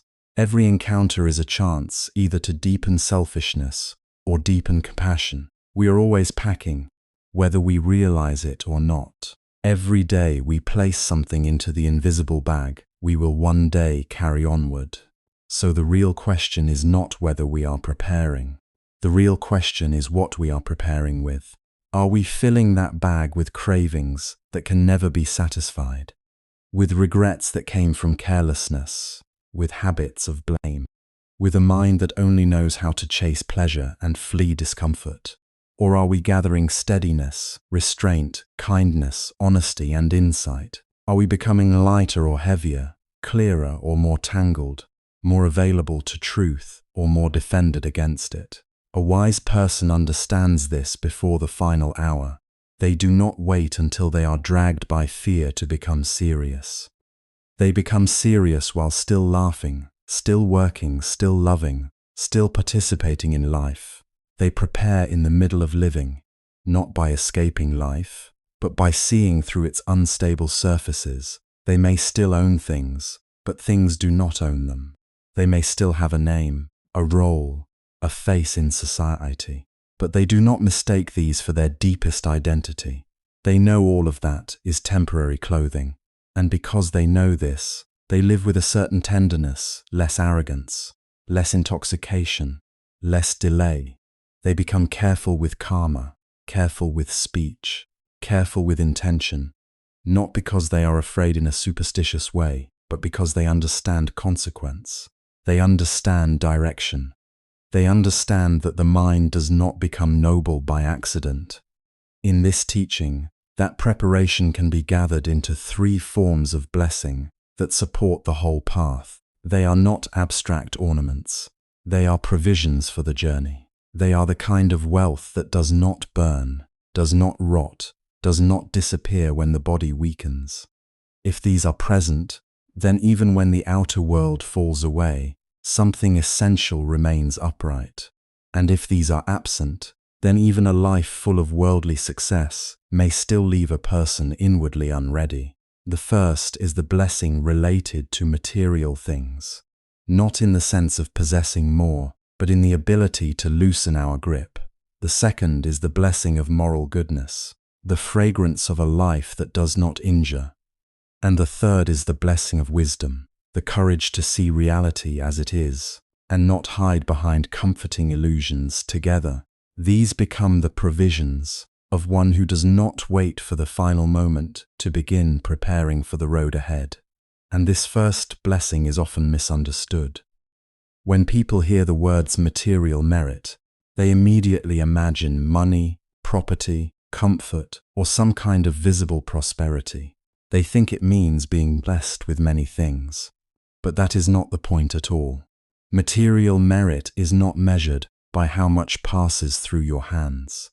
It is measured by how tightly your heart closes around what passes through them. A person may own very little and still be completely imprisoned by craving. Another person may have much and yet hold it with open palms, using it well, sharing it wisely, and never confusing possession with identity. So the real question is not, how much do I have? The real question is, does what I have also have me? That is where suffering begins for so many people. It begins quietly. It does not always look dramatic. Sometimes it looks like planning, responsibility, ambition, or success. But underneath, there is a constant tension. We grasp, we store, we protect, we compare. We worry about what we might lose. We worry about what others have. We worry that what we built is not enough, not secure enough, not impressive enough. One house becomes 2, one desire becomes 10. One achievement gives birth to another hunger. And because the mind is leaning outward all the time, it never gets to rest. This is one of the most exhausting forms of suffering, because society often praises it. People call it being driven. They call it building a future. They call it knowing how to live. But if a person cannot sleep because of fear, cannot smile because of comparison, cannot breathe freely because of endless attachment, then what kind of wealth is that? If a beautiful object brings more anxiety than peace, then it is no longer something you own. It has become something you serve. And the strange thing is, attachment is not only about expensive things. It can attach itself to anything: a shirt, a phone, a place in the family, a seat at the table, a certain image of how life should look. Even simple people can suffer deeply from material clinging, because the problem is not in the object. The problem is in the mind that says, this must stay with me. This must not change. This proves my worth. Without this I am less. That mind is heavy. And when the mind is heavy, life becomes hard, in ways that are difficult to explain to others. You start guarding what you own, even from people you love. You start calculating. You become sensitive to small losses and strangely numb to great blessings. You no longer enjoy what is present because you are too busy trying to secure what may disappear. You stop living with things and begin living for them. Day after day, the heart becomes narrower. The room may, but the spirit feels cramped. This is why letting go is not a minor virtue. It is a liberation. To have material merit means that you learn how to relate to the material world without becoming a captive of it. You still work. You still earn, you still care for your family, you still use what is needed. Buddhism does not ask a person to hate matter, reject beauty, or pretend that practical life does not matter. That would be another kind of imbalance. The point is not neglect. The point is non-clinging. The point is to use what comes, care for what is entrusted to you, and remember that none of it can be held forever. That remembrance changes everything. When you truly see that nothing material can remain with you permanently, your relationship with possessions becomes gentler. You stop asking them to give you immortality. You stop forcing them to carry your identity. You stop expecting security from things that are themselves insecure. And then, little by little, a different kind of dignity appears in the heart. You become simpler but not poorer. In fact, inwardly, you become much richer. Because there is a special richness in being able to say, this is enough. That sentence is so small, but it carries enormous peace. This is enough means I do not need to devour life to feel alive. It means I can enjoy what I have without being tormented by what I do not have. It means I can participate in the world without worshipping it. It means my heart is still free enough to be grateful. And gratitude is impossible in a mind that is constantly grasping. A grasping mind only counts what is missing. A liberated mind recognizes what is already here. This is why giving matters so deeply. When you give, something more than an object is released. A knot is loosened inside you. And the heart follows. It may be money. It may be food. It may be time, effort, shelter, support. It may be something very small by worldly standards, but the spiritual value is not in the size of the gift. It is in the state of mind that gives. If giving is done to show off, to manipulate, or to feel superior, then the heart is still trapped.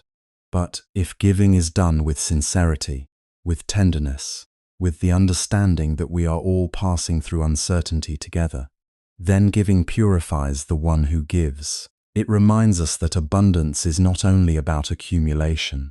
Sometimes abundance is the ability to let something go without fear.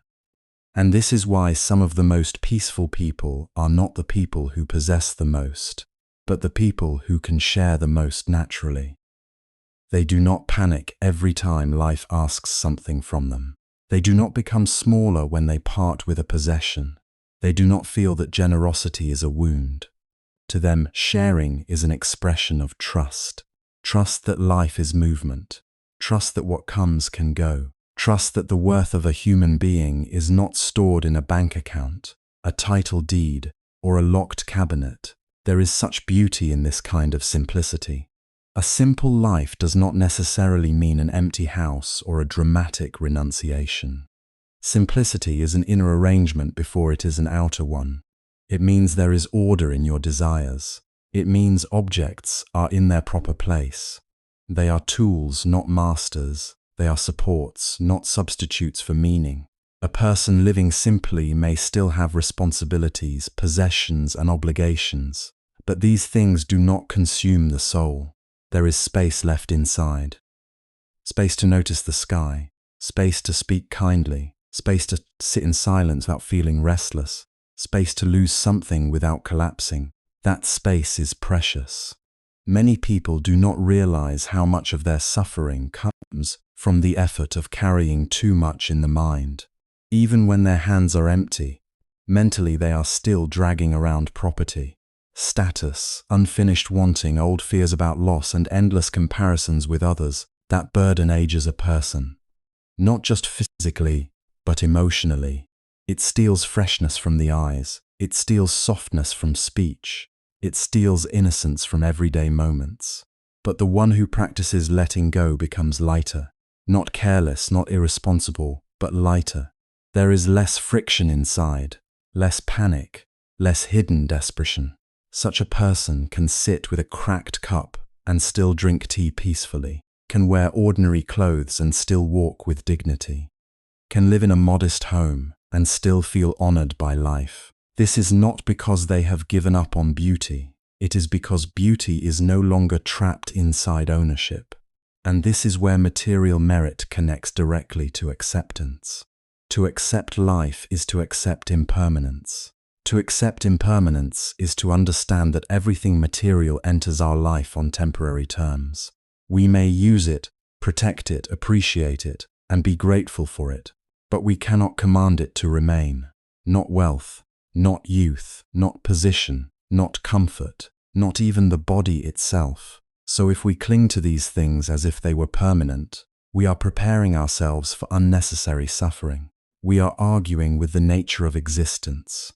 Acceptance says something wiser. It says, this came through conditions. It will leave through conditions. Let me hold it with care, but not with illusion. That is a profound form of freedom. It does not make you cold. It makes you mature. It does not make you detached in a dry or lifeless way. It makes you loving without possession. You begin to cherish things more tenderly because you no longer pretend they belong to you forever. A meal becomes more sacred. A home becomes more meaningful. A gift becomes more touching. Even the smallest object is appreciated without being worshipped. And if one day it breaks, disappears, or must be passed on, the heart feels the loss, yes, but does not shatter with it. This is the training. To live in the world but not drown in what the world offers. To receive but not cling. To enjoy but not be intoxicated. To care but not be chained.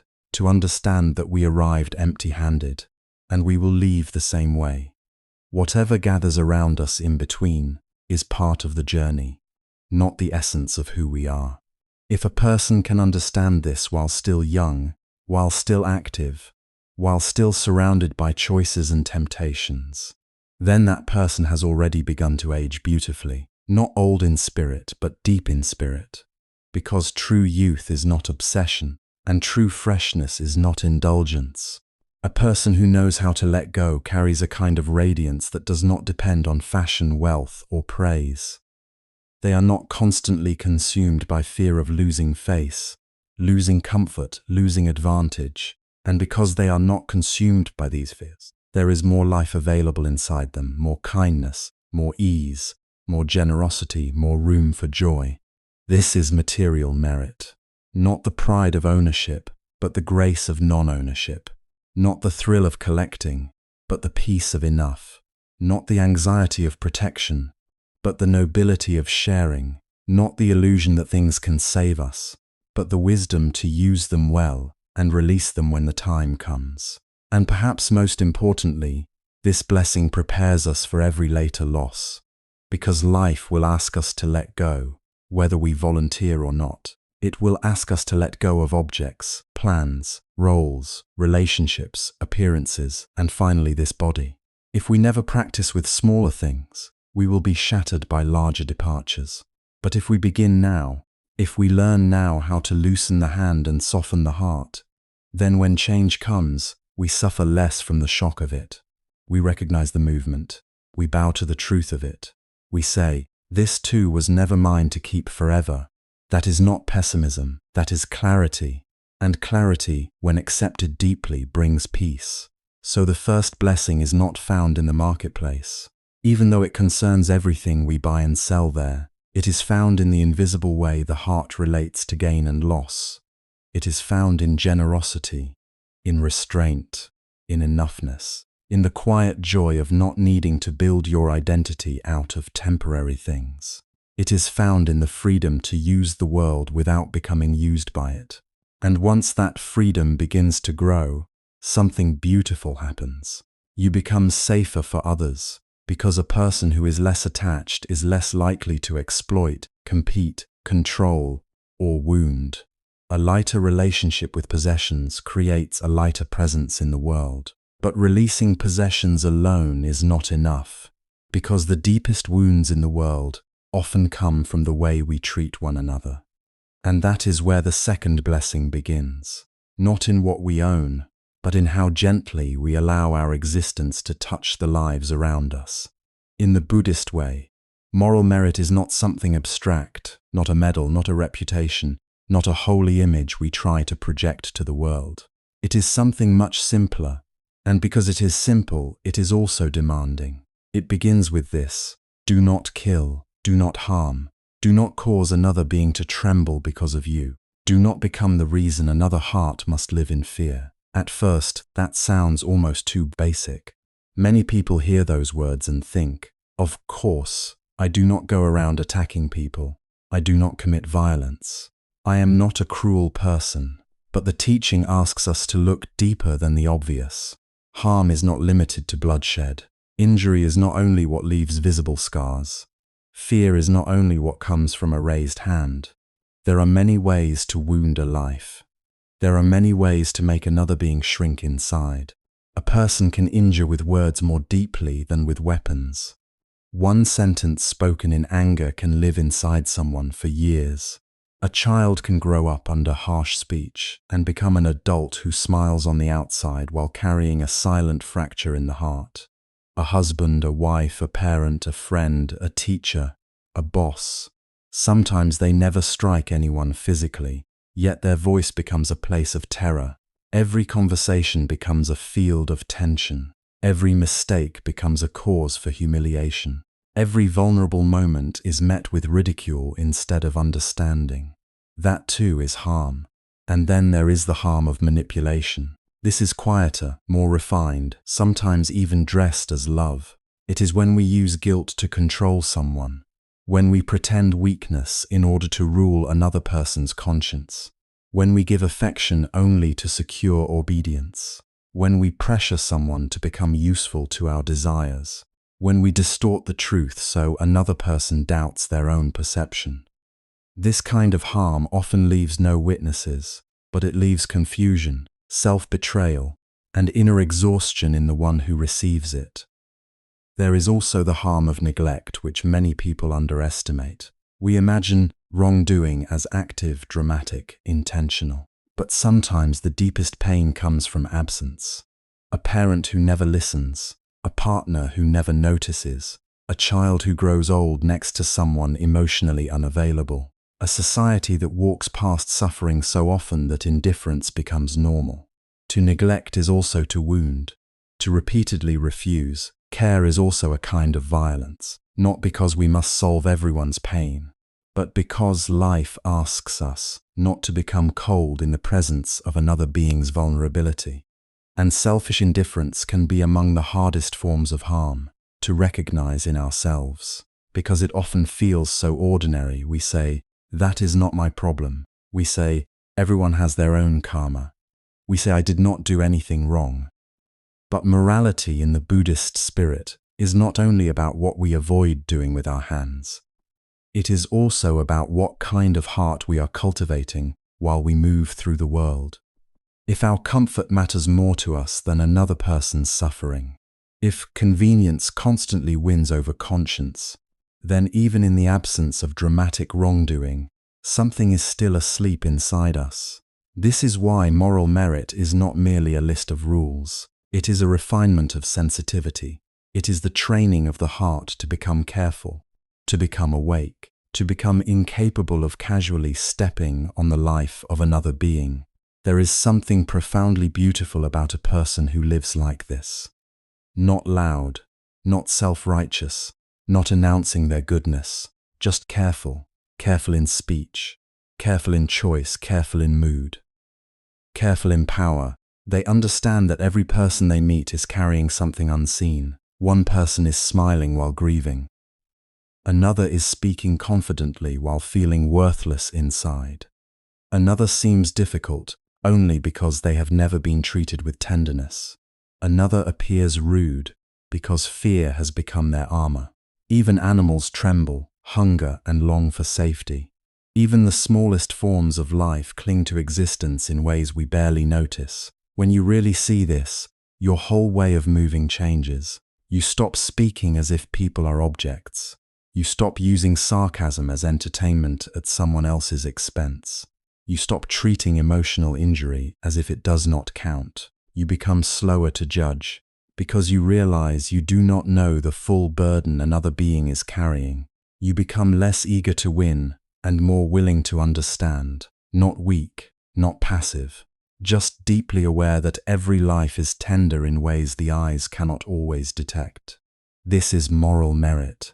It is the quiet nobility of becoming safe for the world. And to become safe for the world is no small achievement. Many people are intelligent but unsafe. Many are charming but unsafe. Many are accomplished, admired, educated, and outwardly polished. Yet their presence leaves behind tension, fear, insecurity, or pain. To be truly good is something else. It means that others do not have to brace themselves before entering your space. It means your words are not knives waiting to happen. It means your strength does not bully the weak. It means your knowledge does not humiliate the uninformed. It means your position does not become permission to exploit. In this sense, compassion is not sentimental softness. It is not weakness. It is not the inability to confront wrongdoing. Real compassion is a form of strength that has submitted itself to conscience. It is power that has learned reverence. It is emotion that has matured into responsibility. A compassionate person may still be firm. They may still say no. They may still add boundaries. They may still speak the truth when the truth is difficult. But even their firmness is different. It does not come from hatred. It does not seek to crush. It does not enjoy causing pain. It does not make another person small for the sake of feeling big. It is disciplined by the remembrance that life is sacred, that suffering is real, and that our conduct has consequences beyond the moment. This is why non-harming must be understood with depth. If we reduce it to mere politeness, we miss the whole beauty of it. A person can be polite and still cruel. A person can appear gentle and still be manipulative. A person can speak softly and still destroy confidence, freedom, and peace in another. So the question is not only whether we seem kind, The question is whether our presence reduces suffering or increases it. Whether beings feel more afraid because of us or more at ease. Imagine the discipline required to live like that. To pause before speaking, to examine intention before acting, to notice when ego is trying to defend itself by injuring someone else, to refrain from saying the sentence that would satisfy pride but damage trust, to walk away from revenge even when revenge feels justified, to refuse the pleasure of domination, to keep watch over the subtle satisfactions of the mind, the little moments when we enjoy another person's embarrassment, or secretly feel pleased when someone we dislike falls into difficulty. That inner vigilance is part of moral merit too, because the Buddha's path is not just concerned with public behavior, it is concerned with the roots from which behavior grows. If there is cruelty in the mind, it will eventually appear in speech, in action, in energy, in atmosphere. If there is greed in the heart, people around us will feel used. If there is arrogance in us, someone weaker will pay the price. So moral merit is not a costume we wear. It is the gradual purification of intention. And this purification changes the face of daily life in very ordinary ways. You become more patient with the elderly, more respectful to workers who are often ignored, more attentive to those who cannot defend themselves, more considerate in traffic, more honest in business, more restrained when angry, more responsible with the trust someone places in you. You stop seeing ethics as something grand and dramatic. You see it in the tone of a reply, in the handling of disagreement, in the care with which you deliver bad news, in whether your ambition tramples others, in whether your convenience becomes another creature's suffering. Even the phrase, "do not kill," begins to widen in meaning. It is not only about the final act of taking biological life. It is also about not killing hope unnecessarily, not crushing innocence, not murdering trust through betrayal, not destroying another person's peace because our impulses were left untrained. Of course, the literal meaning remains sacred, not taking life, not delighting in violence, not becoming numb to the suffering of beings. But the spirit of the teaching reaches further. It asks us, in how many ways do human beings make one another die inwardly while still remaining outwardly alive? And if we are honest, most of us have done this in small or large ways, not always because we are evil, but because we are unconscious, we are impatient, we are proud, we are wounded and do not know how to carry our wound without passing it on. We are afraid, and fear often disguises itself as harshness. This is why moral training must be rooted not in self-hatred, but in wakefulness. We are not asked to become guilty beyond repair. We are asked to become honest enough to stop creating suffering where we can. That honesty gives birth to humility. We realize that goodness is not automatic. It requires cultivation. It requires remembrance. It requires effort again and again, especially when we are tired, disappointed, threatened, or emotionally hungry. Anyone can look kind when life is easy, but when desire is frustrated, when pride is hurt, when loss comes, when power is available, then our true training is revealed. So Phuc Duc, moral merit, is not simply the avoidance of sin. It is the beautiful development of a heart that refuses to be careless with life. It is the capacity to stand in the world without becoming a source of fear. It is the decision to let conscience interrupt impulse. It is the practice of honoring the invisible pain in others, even when they cannot express it well, even when they are difficult, even when there is no reward for being gentle. And perhaps this is one reason people who truly live in Dharma never become old in the way the world fears.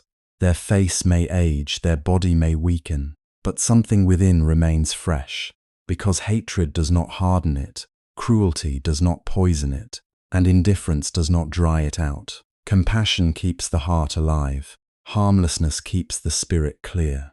Reverence for life preserves a kind of inner youth that cosmetics, success, and distraction can never imitate. Still, even kindness and restraint need a guiding light. because without wisdom we can remain lost inside our own illusions. This is why the third blessing matters so deeply. Material blessing teaches us how to loosen our grip. Moral blessing teaches us how not to wound. But wisdom blessing, Fuok Tri, teaches us how to see. And seeing in the spiritual sense is not a small thing. It is not just gathering information, not just becoming clever, not just being able to argue well or remember teachings. Wisdom begins at a much more intimate and demanding place. It begins the moment we no longer prefer comforting lies over liberating truth. There is a simple teaching about a traveler who carried a lantern down a narrow mountain path at night. He was careful and gentle with everyone he met, stepping aside so others could pass, offering a hand where the ground was broken. But his lantern had gone dim, and without noticing, he began guiding fellow travelers toward a cliff he mistook for the trail. His kindness was real, yet without light to see by, kindness alone could not keep anyone safe. This is why the teachers say that a good heart still needs clear eyes. Without wisdom, even our gentlest intentions can lead someone, and ourselves, toward the wrong edge. That sounds simple when spoken slowly in a quiet room, but in real life it is one of the hardest things a human being can do. Because most of us do not suffer only from what happens to us. We suffer from the stories we build around what happens. We suffer from the way the mind edits reality to protect a fragile self-image. We suffer from what we want to be true, what we fear may be true, and what we refuse to look at because it threatens our pride, our attachments, our plans, our identity. The ordinary mind is constantly painting over life. It adds color where there is none. It hides cracks. It exaggerates insult. It romanticizes what cannot last. It makes promises on behalf of the future. It renames fear as caution, attachment as love, control as responsibility, vanity as self-respect. And after a while we become so used to these inner distortions that we call them my perspective, as if distortion itself were wisdom. But wisdom does not begin with defending our perspective. Wisdom begins with becoming suspicious of the mind's need to be comforted. A person without wisdom does not necessarily lack intelligence. In fact, some of the most intellectually capable people remain deeply veiled. They can analyze others with sharp precision and still be blind to their own greed. They can discuss philosophy beautifully and still tremble before an inconvenient truth about themselves.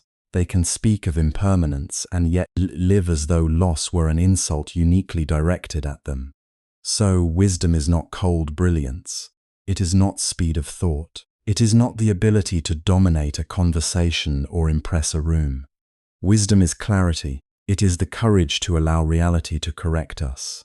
And that correction is often humbling. To love truth means we must stop demanding that truth flatter us. We must stop expecting life to arrange itself in a way that protects the ego from disappointment. We have to become willing to see that many things we call mine are temporary borrowings. This body, these emotions, these roles, this reputation, these relationships, even these opinions we hold so tightly. None of them stand still, none of them stay under our command, and none of them form a permanent self. But the ego hates this kind of seeing. The ego wants to turn everything into identity. It wants a fixed center. It wants a solid me, moving through a solid world filled with solid others. It wants names, labels, sides, status, permanence. It wants something to hold on to and say, this is who I am. This is what is mine. This is how things are.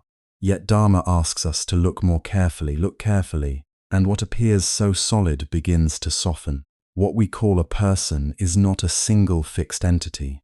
What we call I is not as simple as it seems. There is form, and there is mind, there is body, and there are mental processes. There is feeling, perception, reaction, memory, intention, consciousness. There is the visible and the invisible, the material and the naming, the sensation and the interpretation. This is what tradition points to when it speaks of name and form, of dying and sack. But because we are accustomed to the world of labels, we do not see these processes. We see my enemy, my child, my success, my failure, that rude person, that beautiful person, that important person, that useless person. We cover living reality with names and then forget we are the ones who covered it. And once a name is placed on some, preference rushes in, ego enters, fear enters, attachment enters. We no longer meet life directly. We meet our own labeling of life. A harsh word is spoken, and before the sound has fully faded, the mind has already built a courtroom. It has chosen a victim, chosen a villain, chosen a history, chosen an outcome. A wrinkle appears on the face, and the mind does not merely see change, it sees decline, threat, humiliation, lost value. Someone else succeeds. And the mind does not simply register a fact. It compares, resents, shrinks, performs. A relationship shifts, and the mind does not calmly note impermanence. It panics, clings, bargains, dramatizes. This is how the veil works. Reality arrives, but we do not receive reality. We receive our reaction to reality, then our judgment about that reaction, then our defense of that judgment. Layer after layer, the world becomes harder to see. Fuok Tri is the refusal to remain hidden inside that fog. It is a blessing because not everyone wants it. Let us be honest about that. Many people say they want truth, but what they really want is reassurance. They want truth as long as truth agrees with their desires. They want spiritual teaching, as long as it does not ask them to give up cherished illusions. They want insight as long as it does not dismantle the version of themselves they have spent years protecting. But genuine wisdom is not that polite. It does not always arrive like a compliment. Sometimes it arrives like a mirror, on a day when we were hoping for a curtain. And yet that mirror is mercy, because the truth that humbles us is the same truth that frees us. If we are lying to ourselves about our anger, then seeing our anger clearly is already the beginning of liberation. If we are lying to ourselves about our dependency, our vanity, our resentment, our fear of aging, our fear of death, our secret hunger to be admired, then truth is not our enemy. Truth is the hand that pulls us out of self-deception. It may sting at first, but what hurts is not wisdom itself. What hurts is the tearing of the veil. This is why the spiritual path requires more than faith. Faith is beautiful and necessary, but by itself it can remain sentimental. A person may believe in sacred teachings and still refuse to examine their own mind.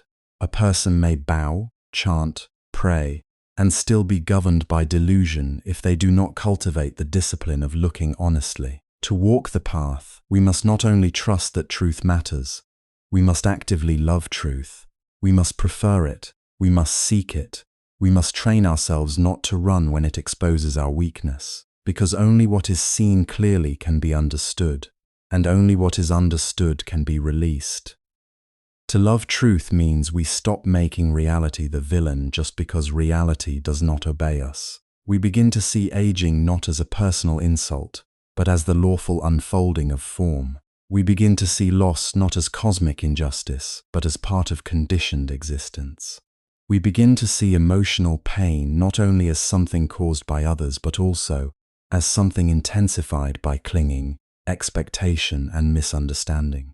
We begin to notice how often the mind says, "This should not be happening," when in fact this is exactly the kind of thing that happens in a world of causes and conditions. Bodies change, relationships change, fortunes change, moods change, plans collapse, health leaves, praise turns into blame, nearness turns into distance to the ego. This is unbearable because the ego wants guarantees.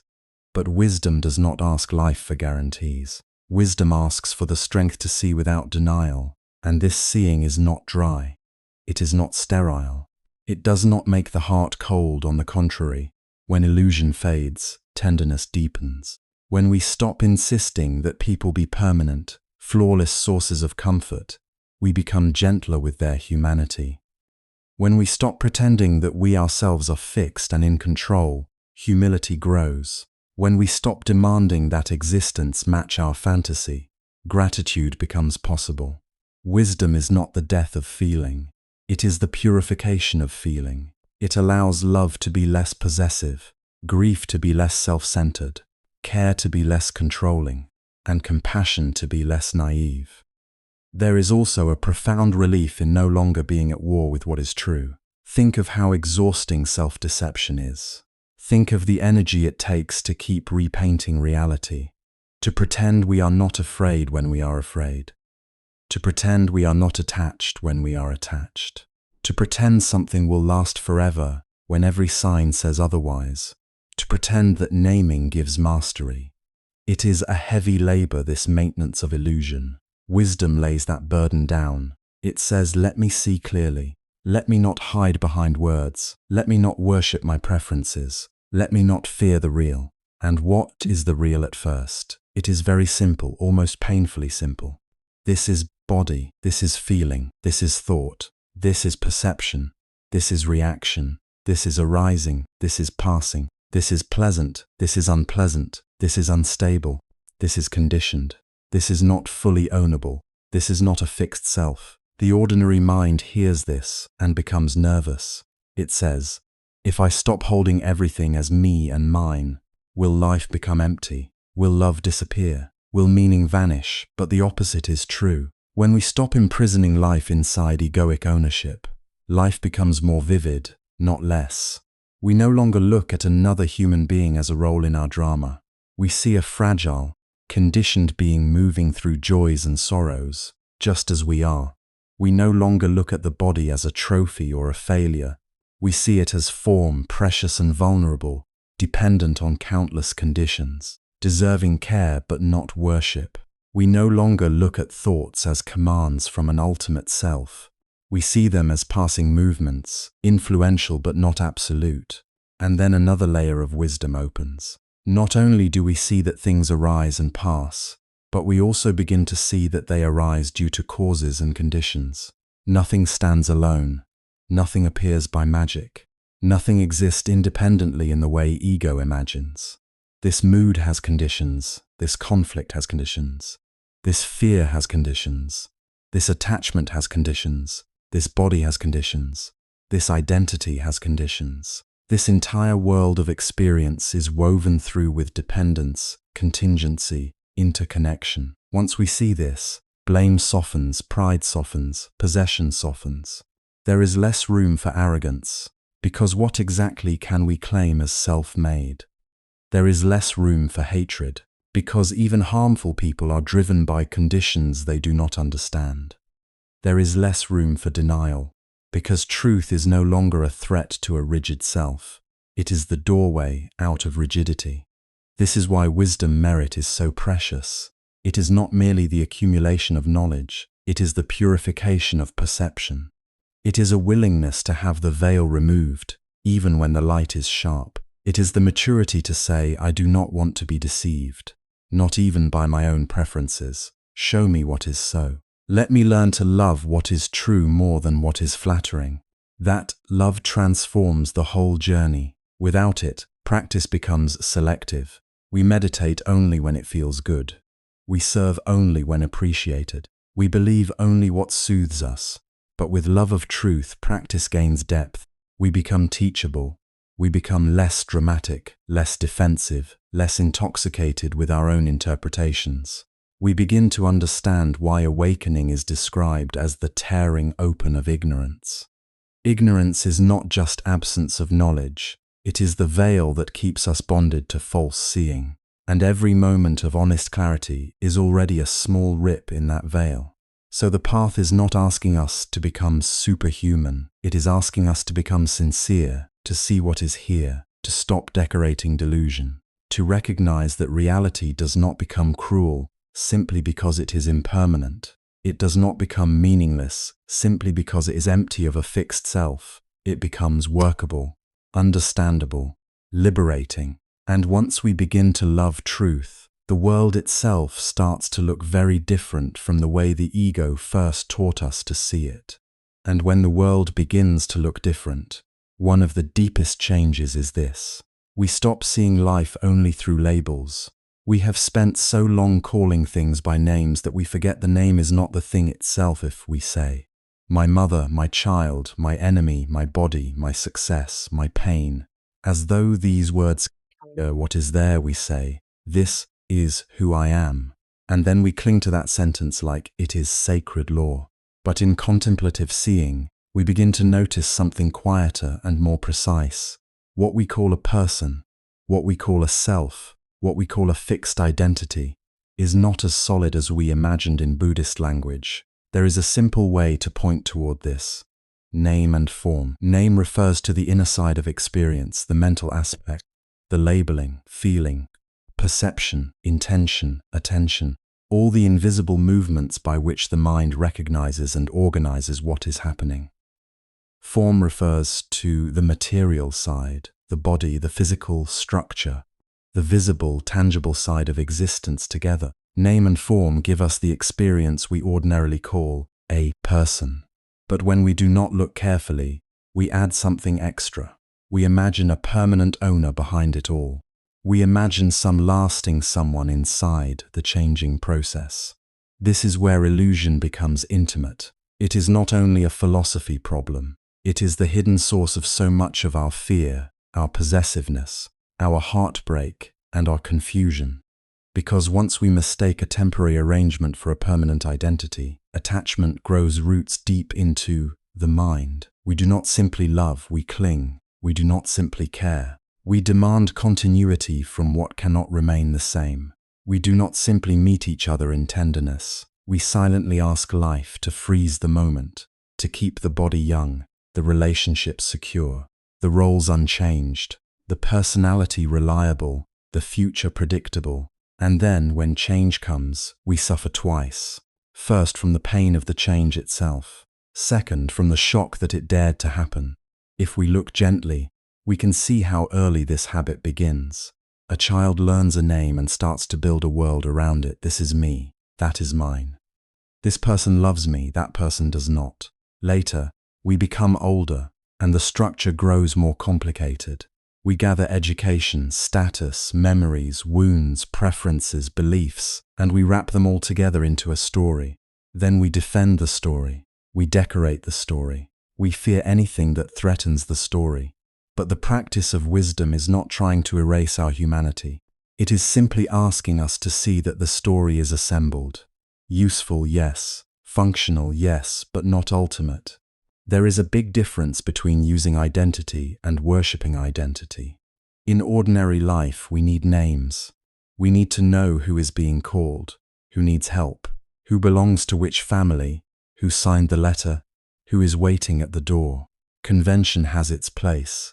The teaching is not asking us to become confused in daily life. It is asking us not to be fooled by convention.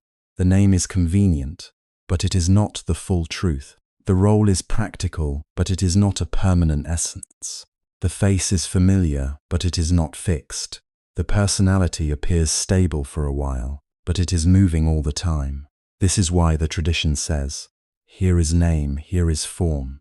Not Teo, not T, not Mrs. B in any ultimate sense. Those are social designations. Beneath them is a flowing process. Thoughts arise and fade. Feelings swell and pass. The body forms, matures, declines. Perceptions shift, intentions change, moods visit and leave. Cells are replaced, memories are revised. Even what we confidently call myself is a moving pattern, not a solid block. At first, this can sound cold to people. They hear it and think, then does nothing matter? Is love unreal? Is family unreal? Is grief unreal? No, not unreal in the sense of being meaningless. It is real as lived experience, real as feeling, real as consequence, real as karma. But it is not fixed, independent, and permanent. That is the crucial difference. Something can matter deeply and still be impermanent. Something can be precious and still not belong to us in the way we imagine. In fact, when we stop forcing permanence onto life, love often becomes more tender, not less. We begin to cherish without trying to imprison. The insight into name and form softens the habit of taking everything personally, not because we become numb, but because we become more accurate.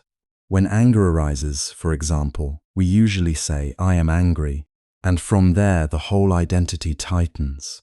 But if we look more carefully, we may notice there is heat in the body, there is hurt in the mind, there are thoughts forming, there is a surge of energy, there is a story being told. Name and form are operating, conditions are ripening, the event is happening, but the idea of a permanent angry self is added afterward. That extra layer is where so much suffering multiplies. The same with praise. Someone admires us, and immediately the mind wants to build a self out of it. This is who I am. I am valuable because I am seen this way. Or someone criticizes us, and just as quickly the mind collapses into injury. I am diminished. I am rejected. I am this wound. But if we understand name and form, we begin to see how quickly identity coagulates around passing experiences. Then we loosen. We still feel the sting or the sweetness, but we do not rush so blindly to make a prison out of either one.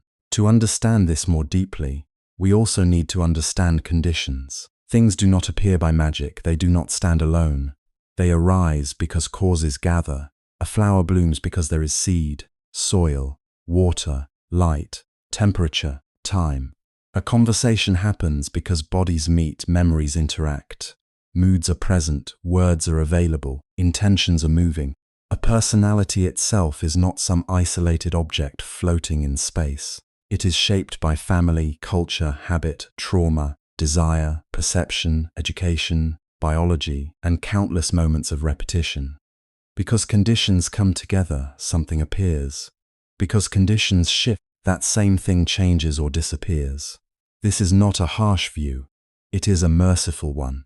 It explains life without pretending life owes us permanence. Think of a wave on the ocean. We point and say, there is a wave. And there is, in a conventional sense. We can see it. We can describe it. We can admire it. But what is it really? It is not separate from water, wind, tide, gravity, motion. It has no independent self that can be removed from conditions and still remain what it is. It rises because conditions support it. It falls because conditions no longer hold that shape.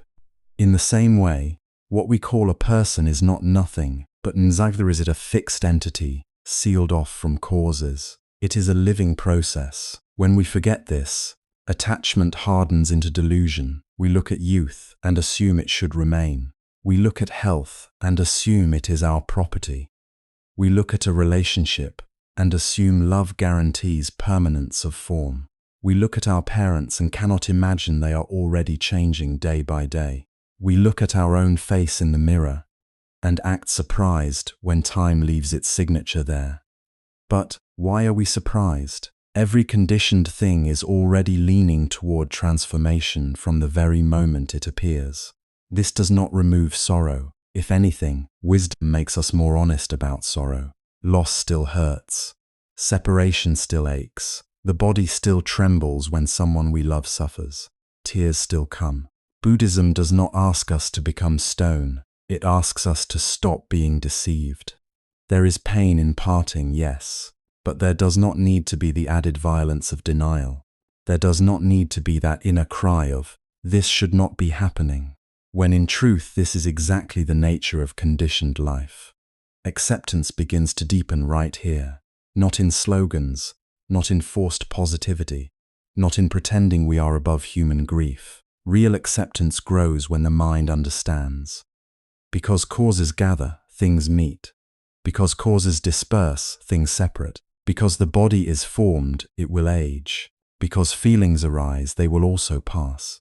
Because identities are assembled, they can unravel.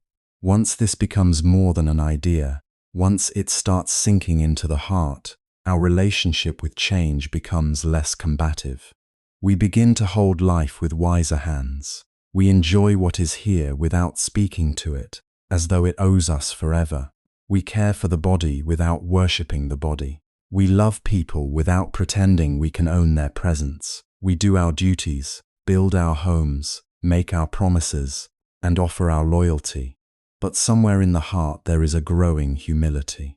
We know this too is conditioned. This too depends on many fragile threads. This too will one day alter beyond recognition. And strangely, This understanding can make us feel more alive, not less. Because when illusion weakens, appreciation becomes immediate. A meal is no longer ordinary. A conversation with a parent is no longer postponed as though infinite chances are guaranteed. A child's laughter becomes more sacred because it is fleeting. Even our own breath becomes remarkable. Inhale, exhale, and an entire life is hanging there. We start to see how close appearing and disappearing really are. Not far apart at all. Just one breath, just one turn in conditions. This is why insight into name and form is not dry metaphysics. It is a medicine for clinging. It helps us understand why we suffer the way we do. We grieve not only because things end, but because we imagined they were not ending beings. We panic not only because uncertainty exists, but because we built identity on unstable ground and called it secure. We fear not only death, but the collapse of all the labels we mistook for self. To see clearly is to begin releasing this confusion. Here is body, here is feeling, here is perception, here is memory, here is intention, here is consciousness knowing an object. Here is the world of name and form unfolding according to causes. Beautiful, fragile, lawful, ungraspable. Not meaningless, but not mine in the way craving insists. Not empty in a nihilistic sense, but empty of the fixed self we keep trying to locate and defend. And when this truth is contemplated patiently, something softens around loss. Loss does not become easy, but it becomes less insulting to reality. We still cry, but we are less bewildered. We still miss, but we are less shattered by the fact that change has done what change has always done. Impermanence is no longer treated like an intruder. It is recognized as woven into the fabric from the beginning. When this truth begins to settle into the heart, even death itself starts to lose some of its old power to terrify. And that is exactly why remembering death, when held in the right way, does not darken life. It clarifies it. Death is not only an ending waiting somewhere in the distance. It is the most honest measure of what matters and what does not. It is the quiet teacher that puts everything back into proportion. When people avoid thinking about death, they often imagine they are protecting themselves. They say it is too heavy, too sad, too uncomfortable. They think that by turning away from it, they can live more freely. But often the opposite happens. When death is forgotten, the mind starts acting as though every irritation is absolute, every insult is unforgettable, every desire is urgent, every vanity is important. We become dramatic about things that, under a clearer sky, would barely deserve a moment of our life. But when death is remembered gently, honestly, without panic, a strange wisdom begins to appear. We start asking better questions. If I knew that one day this body would certainly weaken, certainly age, certainly stop, would I still spend so much energy proving I am right? Would I still carry this grudge like a treasure? Would I still let my peace be ruined by someone's opinion, someone's tone, someone's temporary success? Would I still be so proud of praise that fades in a week, or so wounded by criticism that will soon be forgotten by everyone involved? Death does not answer these questions for us with words. It answers by changing the scale. It places our dramas beside the certainty of passing, and suddenly many things shrink to their true size. Not everything becomes unimportant. Love does not become unimportant. Responsibility does not become unimportant. Integrity does not become unimportant. Compassion does not become unimportant. But the noise around these things begins to fall away. A person who remembers death well does not become cold. That person often becomes more tender, because if we truly understand that everyone we meet is moving toward loss, toward aging, toward separation, then how can we be so harsh? The one in front of us, no matter how difficult, is carrying hidden fears. They too will watch people they love disappear. They too will one day face the trembling of the body, the uncertainty of the mind, the closing of opportunities. To remember death deeply is not to become superior, it is to become more humane. This is why awareness of mortality can make a person more forgiving, not foolish, not permissive, not weak, but forgiving. We stop expecting perfection from beings who are themselves fragile and temporary. We stop demanding that life give us guarantees it never promised. We stop acting shocked that human beings are confused, inconsistent, attached, emotional, and often blind. We still protect what must be protected. We still say no when no is needed, but we do not have to poison our own heart with endless resentment. We begin to understand how little time there is, and how costly it is to spend that time burning from within. Remembering death can also make a person more disciplined, because if time is uncertain, then postponement becomes a dangerous habit. The lazy voice inside says later. I will practice later. I will apologize later. I will become more honest later. I will learn patience later. I will begin to sit quietly, to examine my mind, to purify my motives, to train my speech, to soften my greed later. But death has always had one ruthless lesson: later is not guaranteed. Many people imagine old age as if it were a reserved seat waiting for them. They picture a final chapter in which they will finally have time to turn inward, finally have time to pray, to meditate, to seek truth, to make peace, they say. When I am older, I will go to the temple. When my duties are over, I will practice. When my children are grown, when business is settled, when the body is tired of pleasure, then I will think about the soul. It sounds reasonable on the surface. It even sounds mature, but hidden inside that thought is a profound misunderstanding. The misunderstanding is that spiritual work can be postponed without cost. It cannot, because the path is not something we simply start by changing location. It is not enough to move closer to a temple, or wear simpler clothes, or withdraw from noise. If the mind has spent decades feeding anger, vanity, greed, distraction, comparison, fear, and denial, then old age does not automatically dissolve these habits.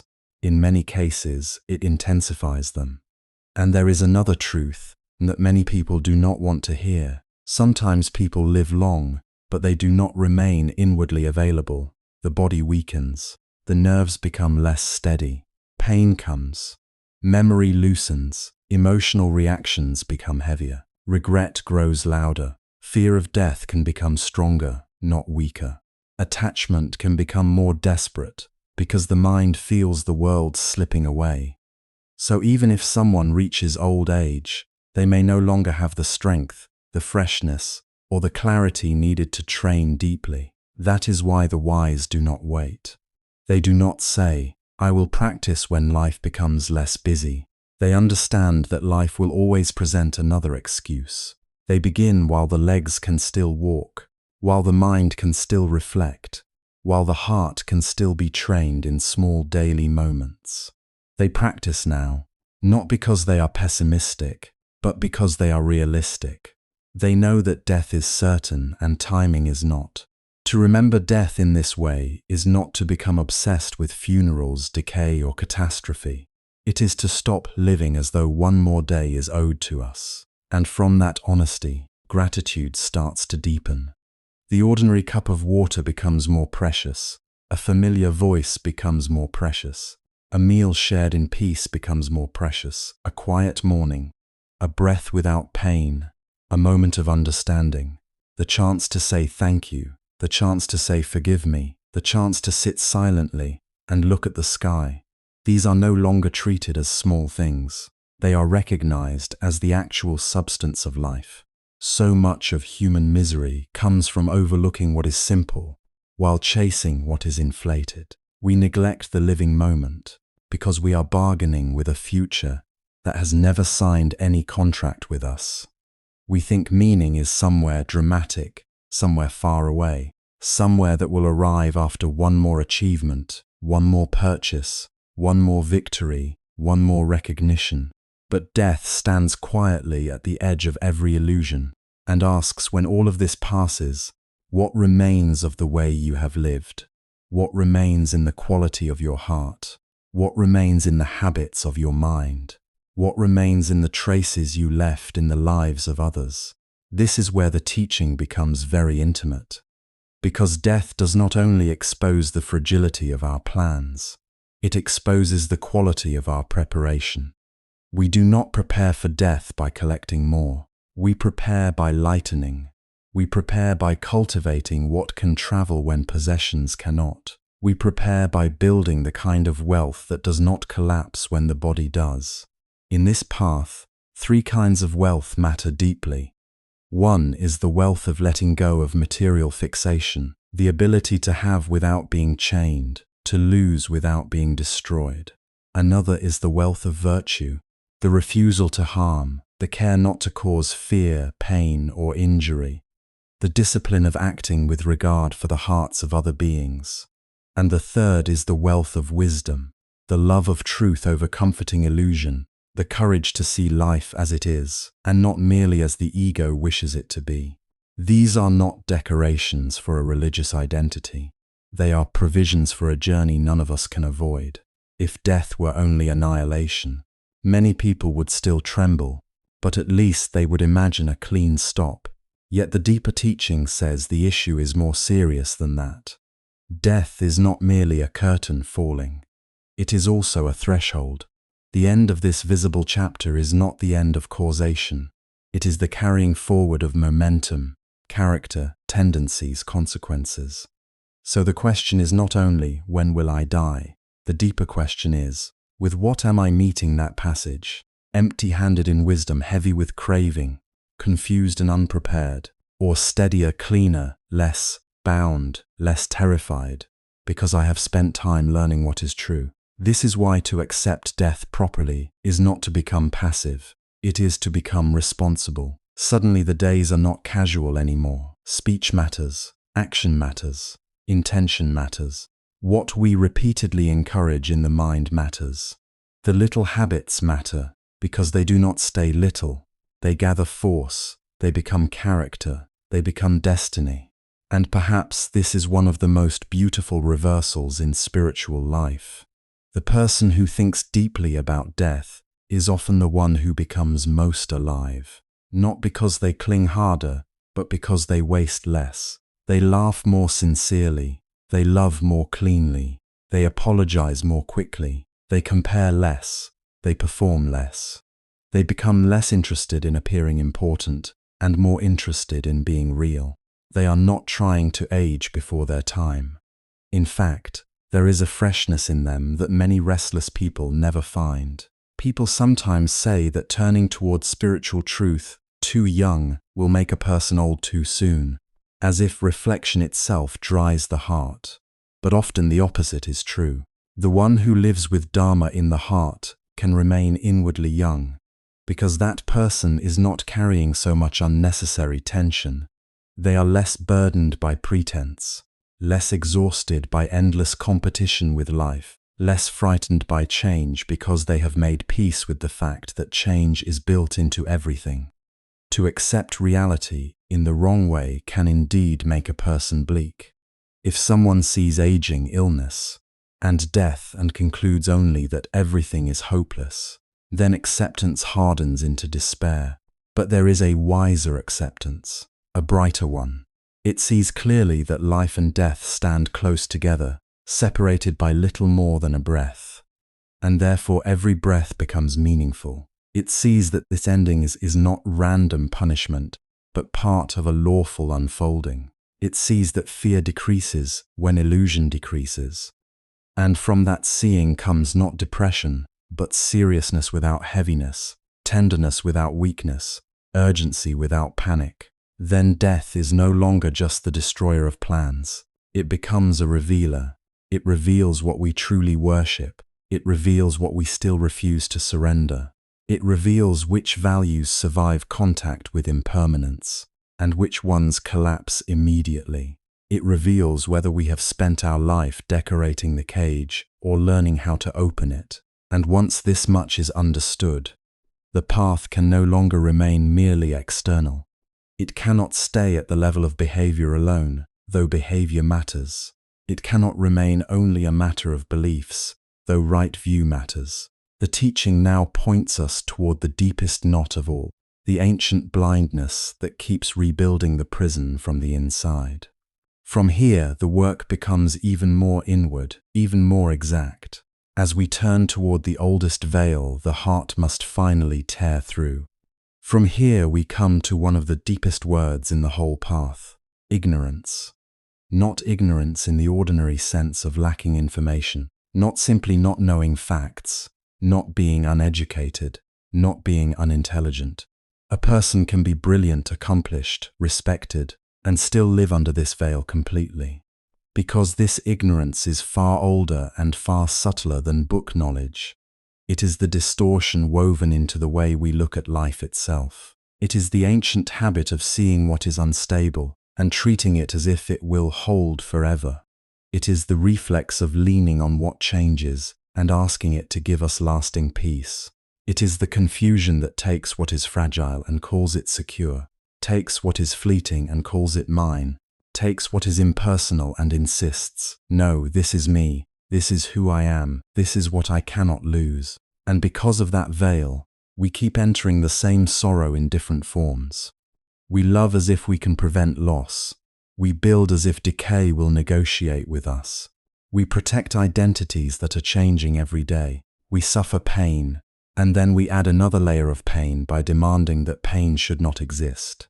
We meet aging, illness, separation, disappointment, and death, and our first reaction is not wisdom but protest. We say, this should not be happening, we say, not yet. We say, why me? We say, I was not prepared.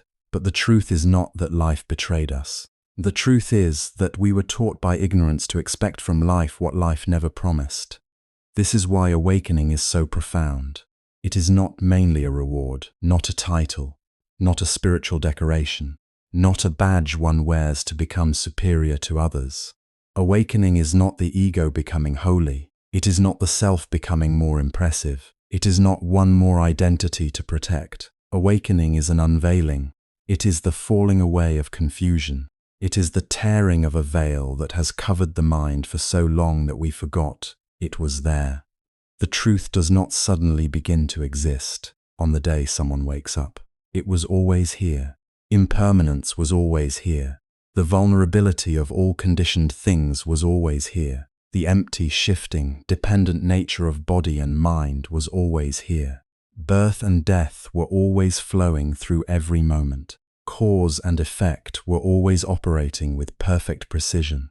But ignorance made us look without seeing. It made us live inside reality while resisting reality. That is why the image of a veil is so powerful. A veil does not destroy what is in front of us, it only obscures it. The mountain remains a mountain, the sky remains the sky, the face remains the face. Yet because of the covering, everything appears dim, altered, misread. In the same way, ignorance does not create a different universe. It creates a distorted experience of the universe. It makes us interpret badly what is already here. We think permanence can be found in changing things. We think pure satisfaction can be extracted from what is mixed with stress and loss. We think there is a solid owner behind the stream of thoughts, moods, sensations, memories, and roles. We think there is a fixed someone inside all this movement, a central figure who can finally be secured if only circumstances are arranged correctly. So we spend years, sometimes an entire life, trying to stabilize what cannot be stabilized, and trying to defend what was never a fixed self to begin with. And this is where acceptance becomes something much more sacred than people imagine. Acceptance is not passivity. It is not giving up on life. It is not becoming cold, detached, or indifferent. Real acceptance is the willingness to stop lying to ourselves.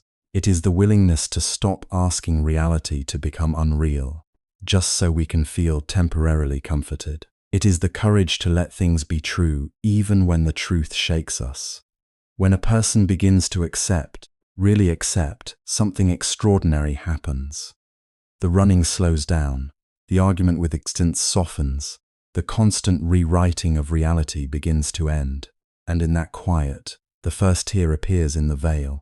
Because as long as we are busy denying, decorating, escaping, blaming, dramatizing, or bargaining, We cannot see clearly. We are too committed to our preferred version of things. But acceptance opens a new kind of seeing. It says, let me look again. Let me not force this moment to fit my fear or my desire. Let me see what this life actually is. Let me see this body as body, this feeling as feeling, this thought as thought, this loss as loss, this ending as ending. Let me not call it by a prettier name just to avoid trembling. And that is already wisdom beginning. In the Buddhist understanding, what we call a person is usually wrapped in names, stories, relationships, and memories. We say this is so-and-so, this is my mother, my child, my success, my failure, my reputation, my future. We speak as if these labels capture the full truth.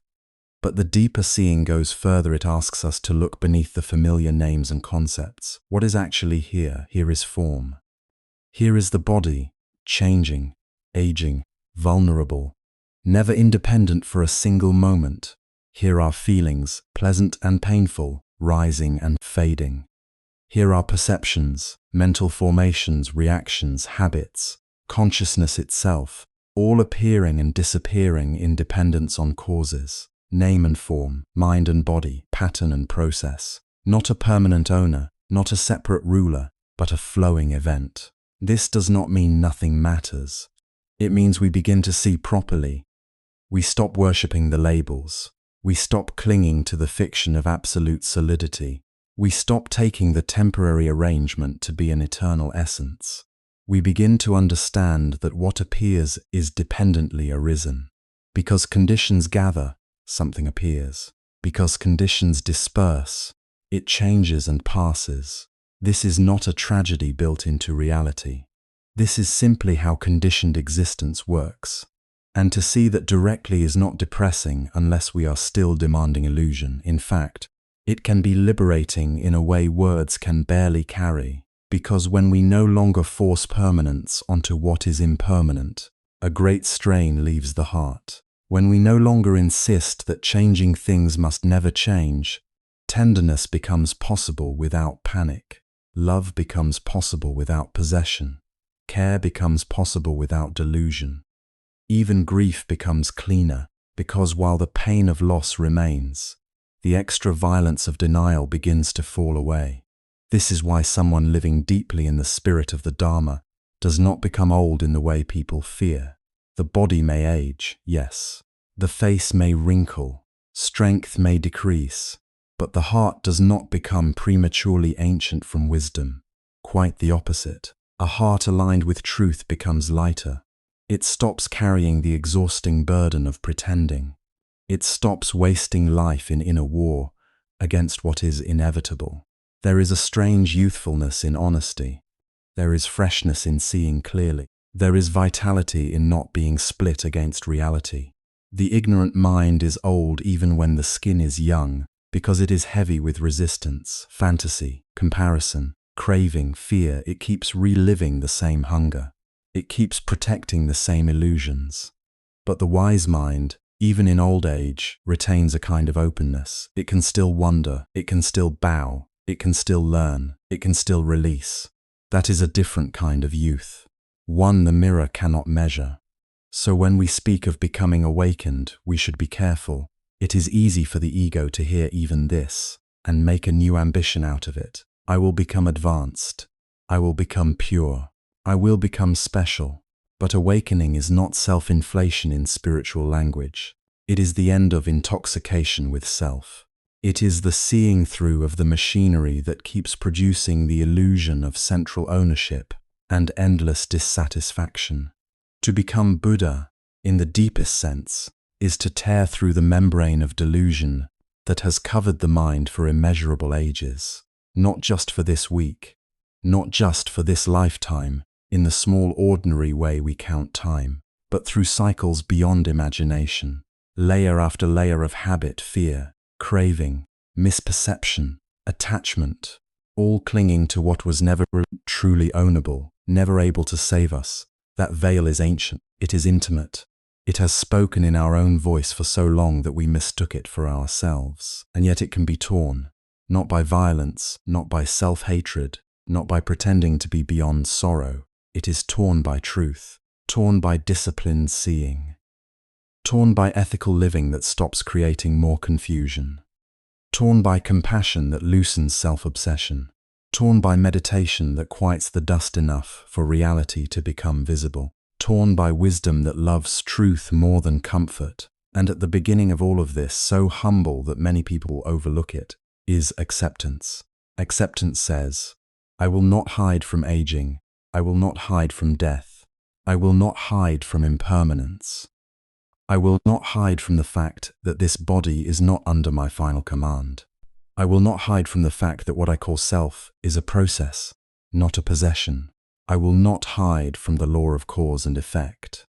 I will not hide from suffering, and I will not hide from the possibility of freedom. This is not a small turning. This is the turning of the whole being. And when even a little of that veil breaks, the world is not necessarily replaced by fireworks or mystical drama. Sometimes what comes first is something quieter and more astonishing: simplicity. A leaf is just a leaf, and because it is seen without grasping, it becomes beautiful. A breath is just a breath, and because it is no longer ignored, it becomes intimate. Another person is no longer merely a role in our story, but a vulnerable being moving through causes and conditions just like us.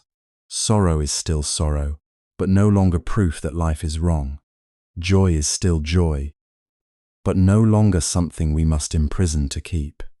There is sacredness in that kind of seeing, not because something supernatural has been added, but because what was always true is finally allowed to shine. The ordinary world, when no longer filtered through so much ignorance, becomes transparent to Dharma.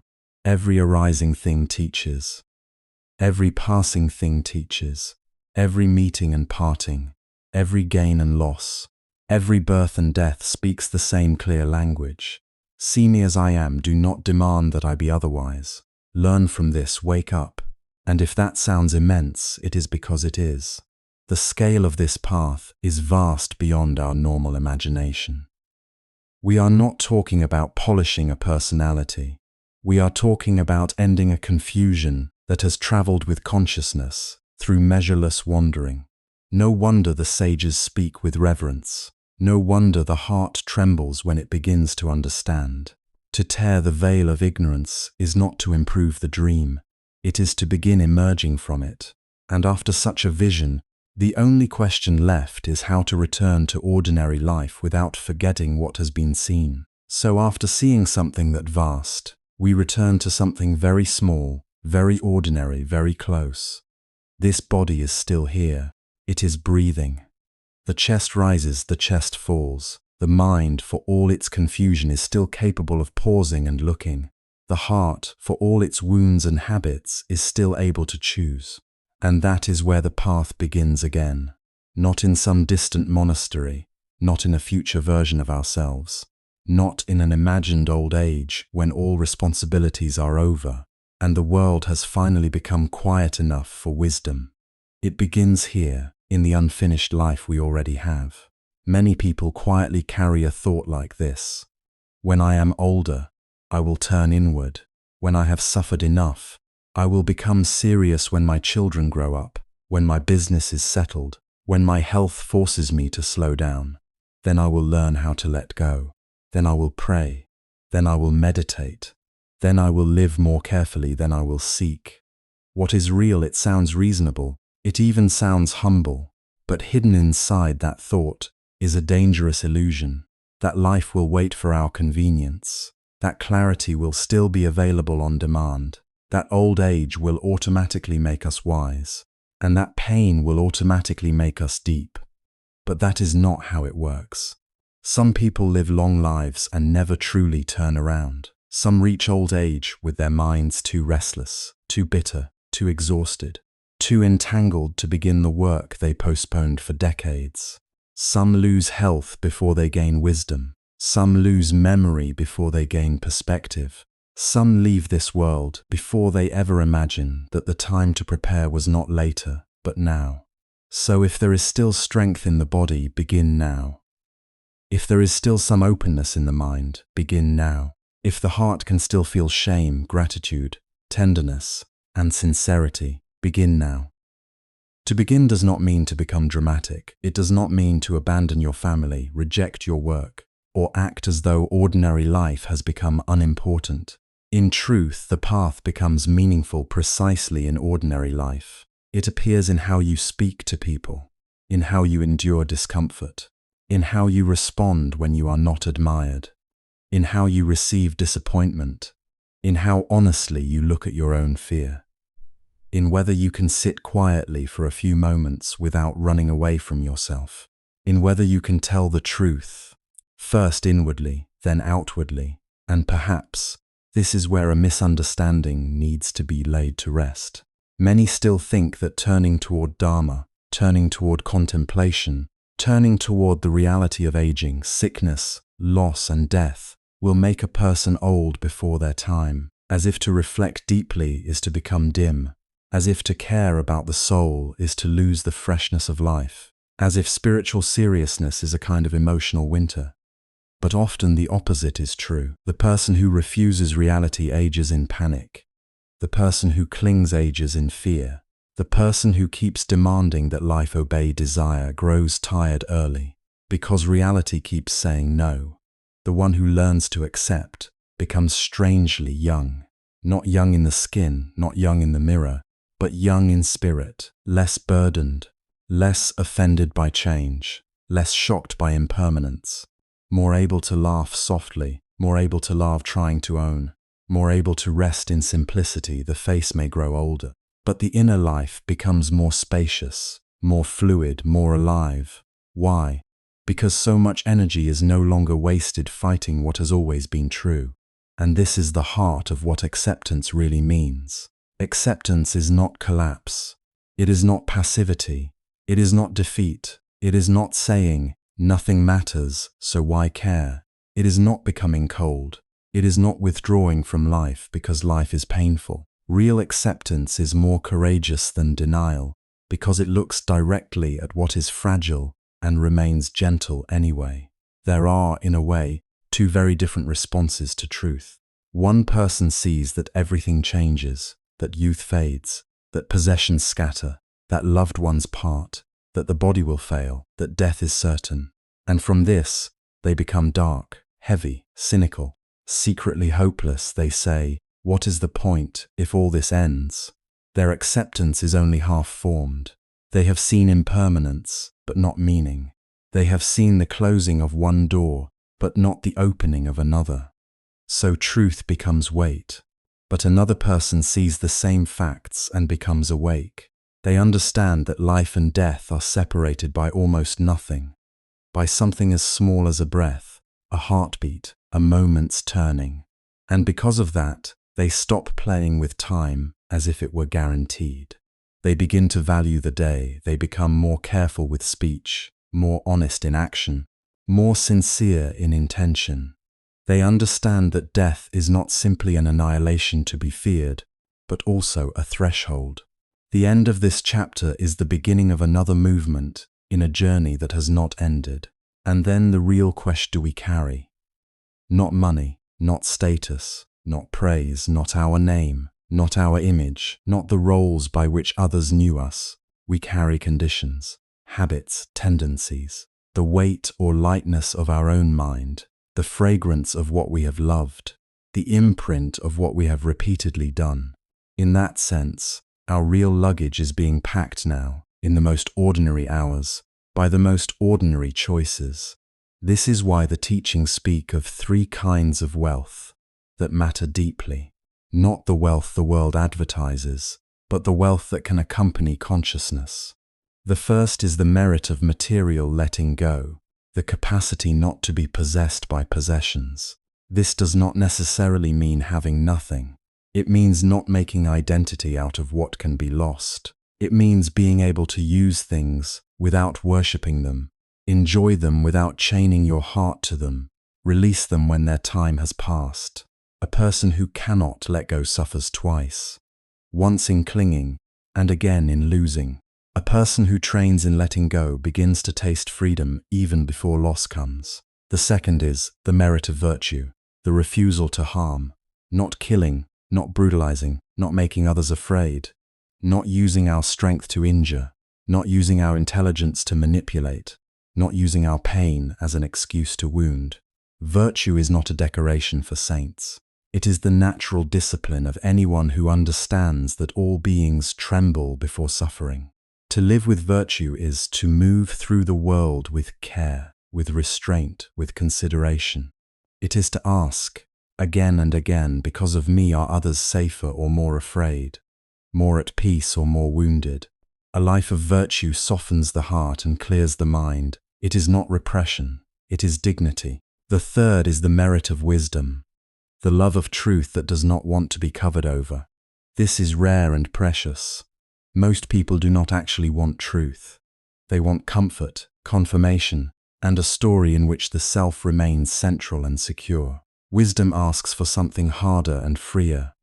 It asks us to see things as they are, to stop insisting that reality flatter our preferences, to stop turning away from what is impermanent, conditioned, and empty of a fixed owner, to see that what we call a person is not a solid, permanent entity, but a moving interplay of body and mind, form and feeling, perception and reaction, causes and conditions endlessly meeting and parting. This is not meant to make life abstract. It is meant to make delusion weaker. When we cling too tightly to names, identities, and stories, we suffer from what was never stable to begin with. We say, this is me, this is mine, this is who I am, this is who you are. But look more deeply, and everything is arising through conditions. What comes together will come apart. What appears will disappear. This is not a cruel truth. It is simply truth. And to fear it only makes us smaller. To love truth, even when it undoes our fantasies, is already a kind of liberation. To awaken, then, is not to become superhuman. It is to stop being hypnotized. It is to tear through the veil that has covered the heart for immeasurable time.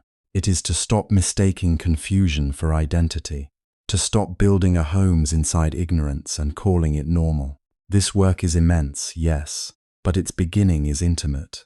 It begins when one breath is known clearly, when one reaction is not obeyed, when one attachment is seen, when one moment of resentment is released, when one act of kindness is chosen over one act of selfishness.